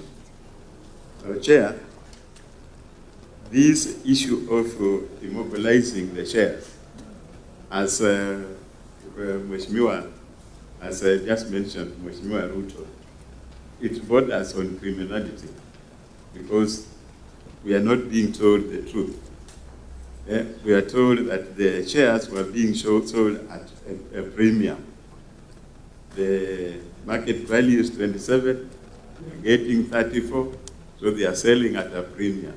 It doesn't appear to be having a premium. There must be some cheating somewhere. So possibly you could open up and tell us more about this premium. Is it really there? Or it's just a cover-up? I think we still need more information to guide us. In fact, if this is rejected before the sale is done, then I think the government would benefit more in going to open market. Thank you, Mheshimiwa Oyula. I think, Mheshimiwa Ndindi, most of the questions were more or less related. So I'll kindly, because of time also, if you could just be precise kindly, so that we can make progress. The floor is yours. Thank you very much, Honorable Chair. I'll do exactly as you guided by being very brief. And you allow me, since Honorable Karuma is here, to only answer of all his questions only one. When you talk about, I had answered the others, the valuation and the share price. There is no way you can distinguish that because the valuation, what is called market capitalization, is the sum total of all the shares listed times their market price that day. That's why the market cap of companies keeps on changing. Market cap, what I'm trying to say, does not necessarily communicate the valuation of the company based on the many examples I've given, some that have happened in the last 1 year, like Baburi and Amson, some that have happened in the year 2023 of Rea Bipiko, selling in the market at 27.50 and eventually buying the shares at 85 shillings for the same share. So I'm just trying to say, Honorable Chair, it will be a tragedy if Kenya relies on the market in this transaction because the buyer knows that, and that's why they are capitalizing. So let me go to my brother, Honorable Boni. And I'll attach the same question has been asked, I think, by Honorable Makirab. The money I have listed there we are losing is on condition precedent alone. Condition precedent, as I said, when there is a transaction, there is some informal discussions you have, then you formalize them. It's like when, just using an example, you are selling a house, and me as the buyer, you give me a condition precedent. Me as a seller, I give you a condition precedent that I'm selling you this house in Nairobi because I'm relocating. But any time I'm in Nairobi, I'll be coming, those 2 rooms are for me to occupy. And you sign. So that's the condition precedent. So the condition precedent answering all of us are the conditions the government of Kenya has already agreed to. Not based on anything else, based on the current transaction. As sweeteners for this transaction, the government of Kenya has already given up 50% of NPF license fee alone. Honorable Chair, that is, on one license, we are losing 40 billion Kenya shillings. One license. On a discount, given how? Given only by the management of CA. They actually gave this authorization before the board met. It is just not right. What's your point of order, Mheshimiwa Kaluma? Chair, you know, this issue is very serious. First, at page 4, it is indicated we are losing over 80 billion. When you turn over on the same matter, paragraph 12, it is over 70 billion. So we want to be clear on the amount. But what I heard the questioner asking is the evidence of these discounts and the monies that are being lost on renewal of licenses. Where is the evidence of it? And I'm asking this because if there is evidence, then it is huge.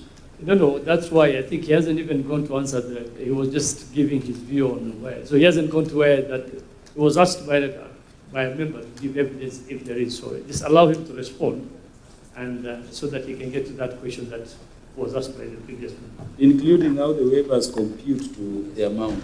Yes. Yeah. Go ahead. Mheshimiwa Ndindi. Yes, thank you very much, Chair, and thank you very much, Honorable Kaluma also. How Kenya charges licenses is not anything you need to go and look for. It is cast on brick and mortar. It's not anything to negotiate. So it's upon this committee to check the agreement. I think Mheshimiwa Ndindi, yes, I we go to made the it next. clear. And as you said that, and I think one of the Mheshimiwas did allude that we need to call Communication Authority back to the committee to verify on that. Although, Chair, yes. With due respect, yes, to Mheshimiwa Ndindi, since this is already a committee sitting, and he's been also a chair and he understands the operators of the rest of the committees, I would wish any statement said here, it has more weight. Everyone is following, Kenyans are following. If today we would get that evidence here, more than the way Chair, we will have a reason now to call the other person with the evidence provided by your stakeholder here, so that it doesn't, because they will also come here I think and tell us, wait, Chairman, they will come here and tell us, call the person who said to come here. And we will have... And Mheshimiwa, hold on, let us not go through that route. And Mheshimiwa Boni, allow me, I'm on the floor, please. I'll give you an opportunity, just allow me. Just a minute. Mheshimiwa, the chair is on the floor, just allow me, and I will give you. Point of order, Chair. What is out of order, Mheshimiwa Boni? Chair, And as I said, now the information which Honorable Ndindi Nyoro is giving us is us to verify it. I think that's where I was just heading. Various government institutions. So I think let him continue to give us. I think that's what I was heading to Mheshimiwa Boni. What is important, he has given us the information. It's for us as a committee to do the follow-up, so that if there's nothing out of order, the chair is on the floor, allow me to just, so that we make progress. There's no point of us just going around. But the chair could be proceeding wrongly, Chair. How is it? Just allow me the point of order. Chair, on information Honorable Ndindi is possessed of, he has done a computation and come to a figure of 80 billion, or let me say over 70 billion. And I'm saying this is material. This amount he has written in the memorandum, he must have computed it based on some information. That is the information we are requiring him to evidence. If it is in the instrument, let him tell us under this clause, there has been waiver, the computation was derived this way. Otherwise, Chair, we risk the danger of calling these regulators, and they tell you nothing like that has happened. Then it is their word against this. We would have not helped Kenyans if indeed there is something. So could we have something more? Mheshimiwa Kaluma, just to rephrase it, if Mheshimiwa Ndindi just gave us a document and said, yes, this is the proof, that would not be still good enough. We need to go out there to get the facts. So we cannot just say any document he produces or we ask him to produce will just be the gospel truth. So let's allow him to do that. It is up to the honors on the committee to go and get the information so that for us to verify whether what it is fact or is just something that Mheshimiwa, so leave it to the committee. Mheshimiwa Ndindi. Thank you, Chair. I'll proceed now without revisiting that issue. But I'm available, Chair. I know I have the information that you need. In case you don't get it, I am available. In case we need more info from you, we'll definitely available. invite you back to the committee. Thank you very much. Honorable Boni, in terms of public officers you asked, it's not transaction advisors I meant. I meant an informal people, individuals. And I can tell you this, Chair, that when the announcement was made of this transaction, the people you saw on TV announcing it, they knew it 2 days before. The people who negotiated, where they traveled, they are not government officials. And that's why I am asking, let them give us These are the committee that was appointed by the National Treasury to negotiate on behalf of government. So they were not TAs. TA, you remember, a TA is also a resource that you hire as government. So we now go back to the same question. How did you hire these TAs? And especially TAs who have conflict of interest, that they do business with our buyers and they are there negotiating for us as the sellers. Who bought 5% of Mobitelea? It is the current buyer. And if you don't get information, I'll come with it. Yeah. What's your point of order, No, it's a point. I'm seeking clarification. Huh? Honorable Ndindi, we are told there is a TA, and we have issues about how the TA was procured. Very fundamental issues as a committee. What if the people you saw speaking were agents of the TA? Would there be a problem there? Because the TA, we are told, is KCB something. Okay? So what if the people you saw now speaking were people engaged by the TA in the transaction under the agreement? Honorable Karuba, this is what I mean. In this committee, you have more information you can get than me as an individual. I want to make this in the record. The people you saw of the government from the National Treasury announcing this deal in that December morning, they knew about this transaction, the fine details, 2 days before they appeared on TV. The people who are running this transaction are not government officials. And some of them, they do business with our buyers. So I think that is clear. Secondly, TA, in terms of KCB, it's simple for the committee. Tell the government to give you the agreement they made with KCB. You realize it was after the announcement. So it was not the business of the TA, which is KCB Capital, to come up with the price. So who came up with the price? Because you can't tell us you're hiring KCB Capital today for something you announced a month ago. Then it means they were not in charge of pricing. 5% stake of Mobitelea was bought by our current buyers, proposed buyers. They are the ones who bought. The bigger question should be, as it was asked by Honorable Oyura, very good question, at how much?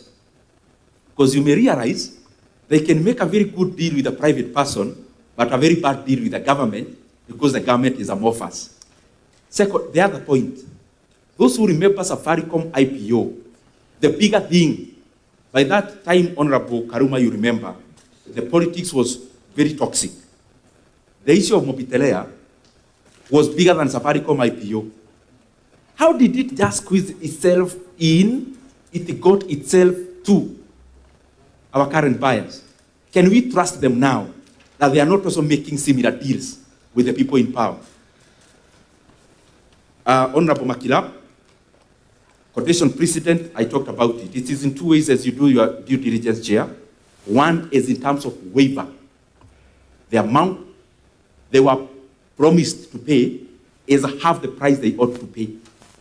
And Honorable Kaluma, when I talk about over 70 billion shillings, there are two licenses I have not calculated. It can go higher. So, quotation precedent, that informal discussion that the government had with the current buyer, which they also formalized, is costing our country the much money I have talked about. So the net proceeds from this sale, if you net out that, is less than that 135 billion shillings. And I've listed one of the licenses. If you need the names of the other four, I'll give you. In terms of, and the number two laws, Chair, is in terms of waiver, but the number two laws is in terms of period. What do I mean?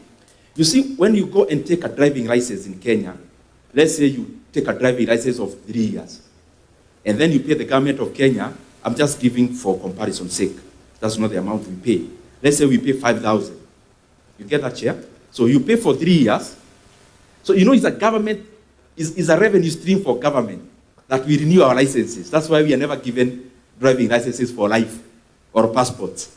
Because the government anticipates this as also a revenue earner.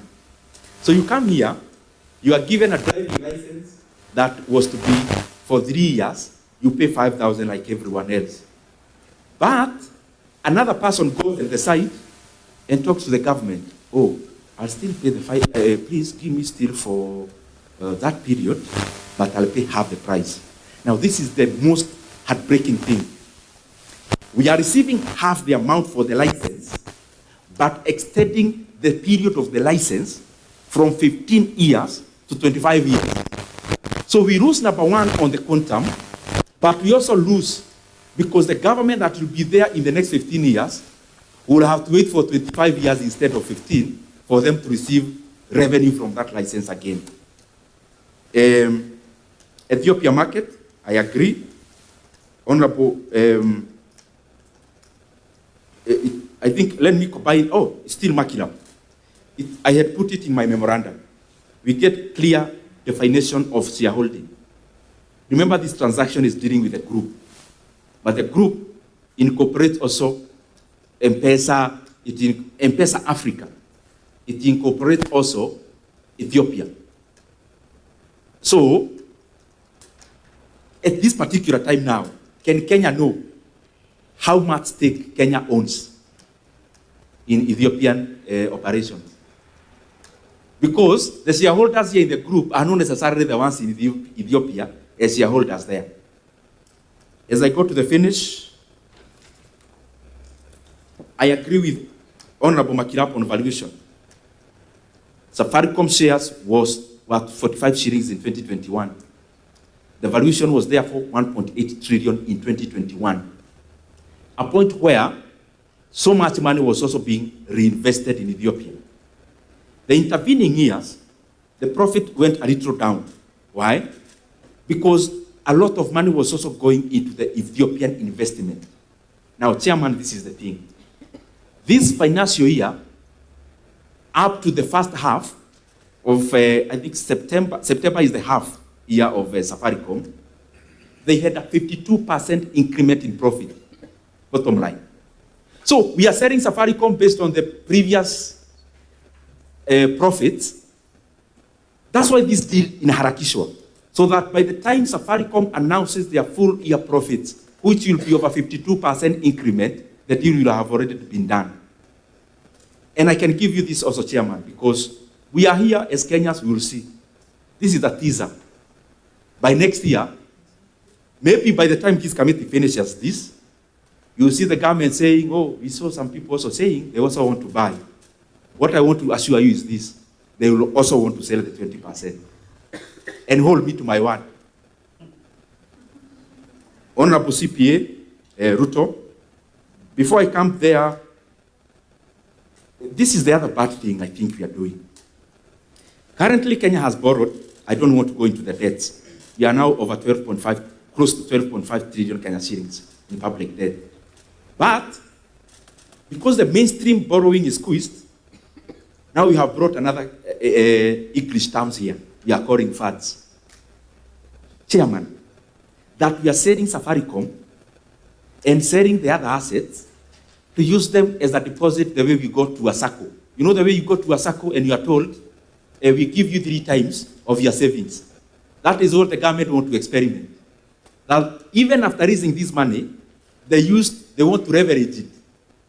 They want to borrow multiples of this money. In fact, their plan is to borrow times 9. So you leverage times 1, and then you borrow times 9. So we raise, let's say, 300 billion. But the plan of government is not even the one we are raising. It is the one we are going to borrow in that SACCO in quotes. Chairman, we will not run away from this as a country. Senegal is just a recent example for us to learn from. If you start opening up multiple loan books as a country, it will catch up with you pretty soon. We've already done that in terms of dividend here, that we are imagining as a country, there is no country in the next 5 years. So we need the money for the next 5 years today. And I hear government experts talking about, oh, we have done the present value of this money. When you're in government, you don't do present value of money. You can't, because the government operates in perpetuity. At the very least, you need to do future value of annuity. And the difference is huge. As I finish, Chairman, for CPA Ruto. Again, it is inferior based on valuation. Inferiority of this deal is based on Kenya has been relegated in a corner to canvass for just an air of breath. I mean, you are the owner, and you are being squeezed by the seller. Sorry, you are the owner and you are being squeezed by the buyer. Chairman, one thing will answer this in one bullet. Advertise 15% GOK stake in the international markets. I guarantee you 2.5 trillion Kenya shillings will be too little for the valuation. If you look at 2021, it was 1.8 trillion. So the honorable members, my brothers and sisters who have asked about what my valuation would be, we should not be discussing anything below 45 per share. We should now be discussing about what we have done in Ethiopia, which was not present in 2021. Our discussion should be starting from there.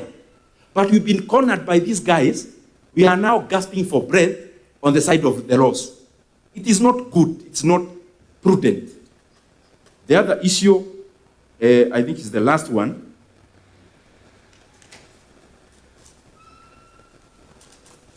This issue, we are being treated, you know, these other issues may take time, it is uncertain. So, we are looking for these guys, they are already on the table. Is that a precedent we want to set as a country? That if I identify public land, I go to the ministry and say, I am a buyer here, I am offering this. And then the ministry will justify and say, oh, we have some willing buyer who is already buying at this price. Because that is the reasoning globally. I mean, holistically, if we are permitted now, that, okay, I can go to the treasury tomorrow and say, I want to buy Kenyari. And then they look at the market. Kenyari shares, the valuation is 17 billion shillings as of today. Okay, I tell them, I want to buy at a small premium, I'll pay you 22 billion. And they agree and we sign and I run away with Kenyari. What am I running away with? This is a company which has no loans. Their cash and cash equivalent is 41 billion, and their net assets is 51 billion. We'll be creating oligarchs because we'll just cut corners, take government assets for free, and purport to be the only buyers in the market. Who said there is the only buyer? If I show intention of buying Kenyari, the good thing for the National Treasury to do, in case they want to sell it, put up a bid. Maybe I'm offering 22 billion. Another person will go to the financial statement and see what I have seen. It's in the public domain. And realize, oh my, I'm buying a company at 22 billion. And upon opening the keys of the company, the cash inside and the cash equivalent is 41 billion. So I take the 17, pay them, and I'm left with all the other assets for free. It is a bad precedent, Honorable Chair. Otherwise, the issue of immobilization again, there are issues I'm talking in terms of you may seek information. The shares were immobilized in the first and second week of June of 2025. And the people who immobilized 16 billion shares of Safaricom is none other than our current buyer. And they were doing it so that they struggled the price of Safaricom. And so that the market senses there is an oversupply of the shares, and so that they maintain the share price suppressed until the transaction is done. Otherwise, for all those years, they had never seen the need of immobilizing their shares. So the need came up this year in June. So Honorable Chair, as a close, I want to thank you. And the issue of, again, KCB, sorry, because it repeated itself in terms of the Honorable CPA, Ruto. This issue of KCBs, as I'm repeating, is simple. Just tell them to commit through writing. Now, not in the future now. That yes, we are the TA. But because we actually also own, KCB, remember, even if the government has a minority stake of 19%, they control the entire board. Because the other 81% of the shareholders do not talk to each other. So during the AGM, you vote all your directors using the 19%. So what am I trying to say? Tell them just to do in writing and you put in archives whether there is a stockbroker's agent who is also under this transaction. If the arrays call them and ask them, what role are they playing for them to be paid 40% of the 3 billion? That's the question we need to have. Otherwise, thank you, Chair. Thank you so much, Mheshimiwa Ndindi Nyoro, for appearing before the committee, doing your presentation and submission to the committee, and responding to the members. Mheshimiwa Ruto, we have, time is totally against us. Kindly, if I can just seek clarification from you. definitely no. Yes, not from the witness, but I mean the stakeholder, but from you. Okay, right. Reading Article 91, there's a ruling that you made, and I'm still thinking with it. Looking at standing order number 91. Of course, though it refers to a member of parliament, I wanted you to demystify to me the difference between the stakeholder we have, who has introduced himself as Ndindi Nyoro, office of the member of parliament, Kiaru, and what Article 91 is saying in relation to the ruling you made in regards to evidence. Thank you.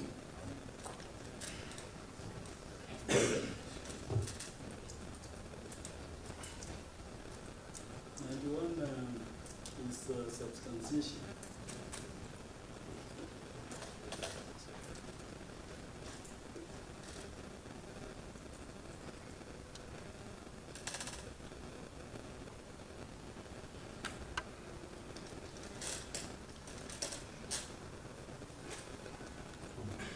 I think the honourable member is here as a stakeholder. He did not come here as a member of parliament, and he wrote to the clerk of the National Assembly. That one maybe used it as a headline, that's what I understand. But as we look at that, he wrote to the National Assembly requesting to come and attend this hearing as a stakeholder, which he did. So I think that, but as a committee, if there's any matter that we feel he needs to come back to clarify and provide more information, we are at liberty to ask him to appear before the committee any given time. So, Mheshimiwa Ndindi Nyoro, asante sana. Members, thank you so much for the time, and I think it's best now we break for a quick lunch of maybe 30 minutes. Yes, Mheshimiwa Ndindi? It's just a closing remark. I think it's polite. No, Honorable Chair, does Honorable Ndindi have any information you would have wished to give us other than in the form of I think we have gone beyond that, Mheshimiwa Ndindi, and I will just give you an opportunity. I don't know Ndindi. Mheshimiwa, just 1 minute of closing remark. Don't digress. Thank you very much, Chair. I am very, very pleased to have appeared before these honorable members. Thank you very much for listening to me and also for Parliament granting me this opportunity. Chairman, from my heart, I believe that we must not operate like what is called a prisoner's dilemma in Kenya. That even the things that should bring us together, they tear us apart. This transaction is Kenya against the buyers. And therefore, let's not see it in terms of lenses, political lenses. If Kenya, I'm here proposing Kenya gets more money. If Kenya gets more money, let's say we get 150 billion more. It means 150 constituencies in Kenya can get an allocation of 1 billion shillings to build roads. 1 billion, over 20 kilometers of road. So I'm doing it in good faith. And I hope that, Chairman, any other information you may need based on this transaction before you close, I'll also provide it in good faith. If Kenya gets more money, we all benefit and Kenya progresses. Thank you very much, members, and I am grateful. Asante sana. And the time being 15:06, this meeting is officially adjourned. We break for lunch. Let's try and be here at 3:30 so that CBK have been waiting for us for the past hour so that we get on. Asante sana, Bwana Ndindi. Karibu, now you can join us also for lunch. Asante. Thank you so much. No, the meeting has already been adjourned.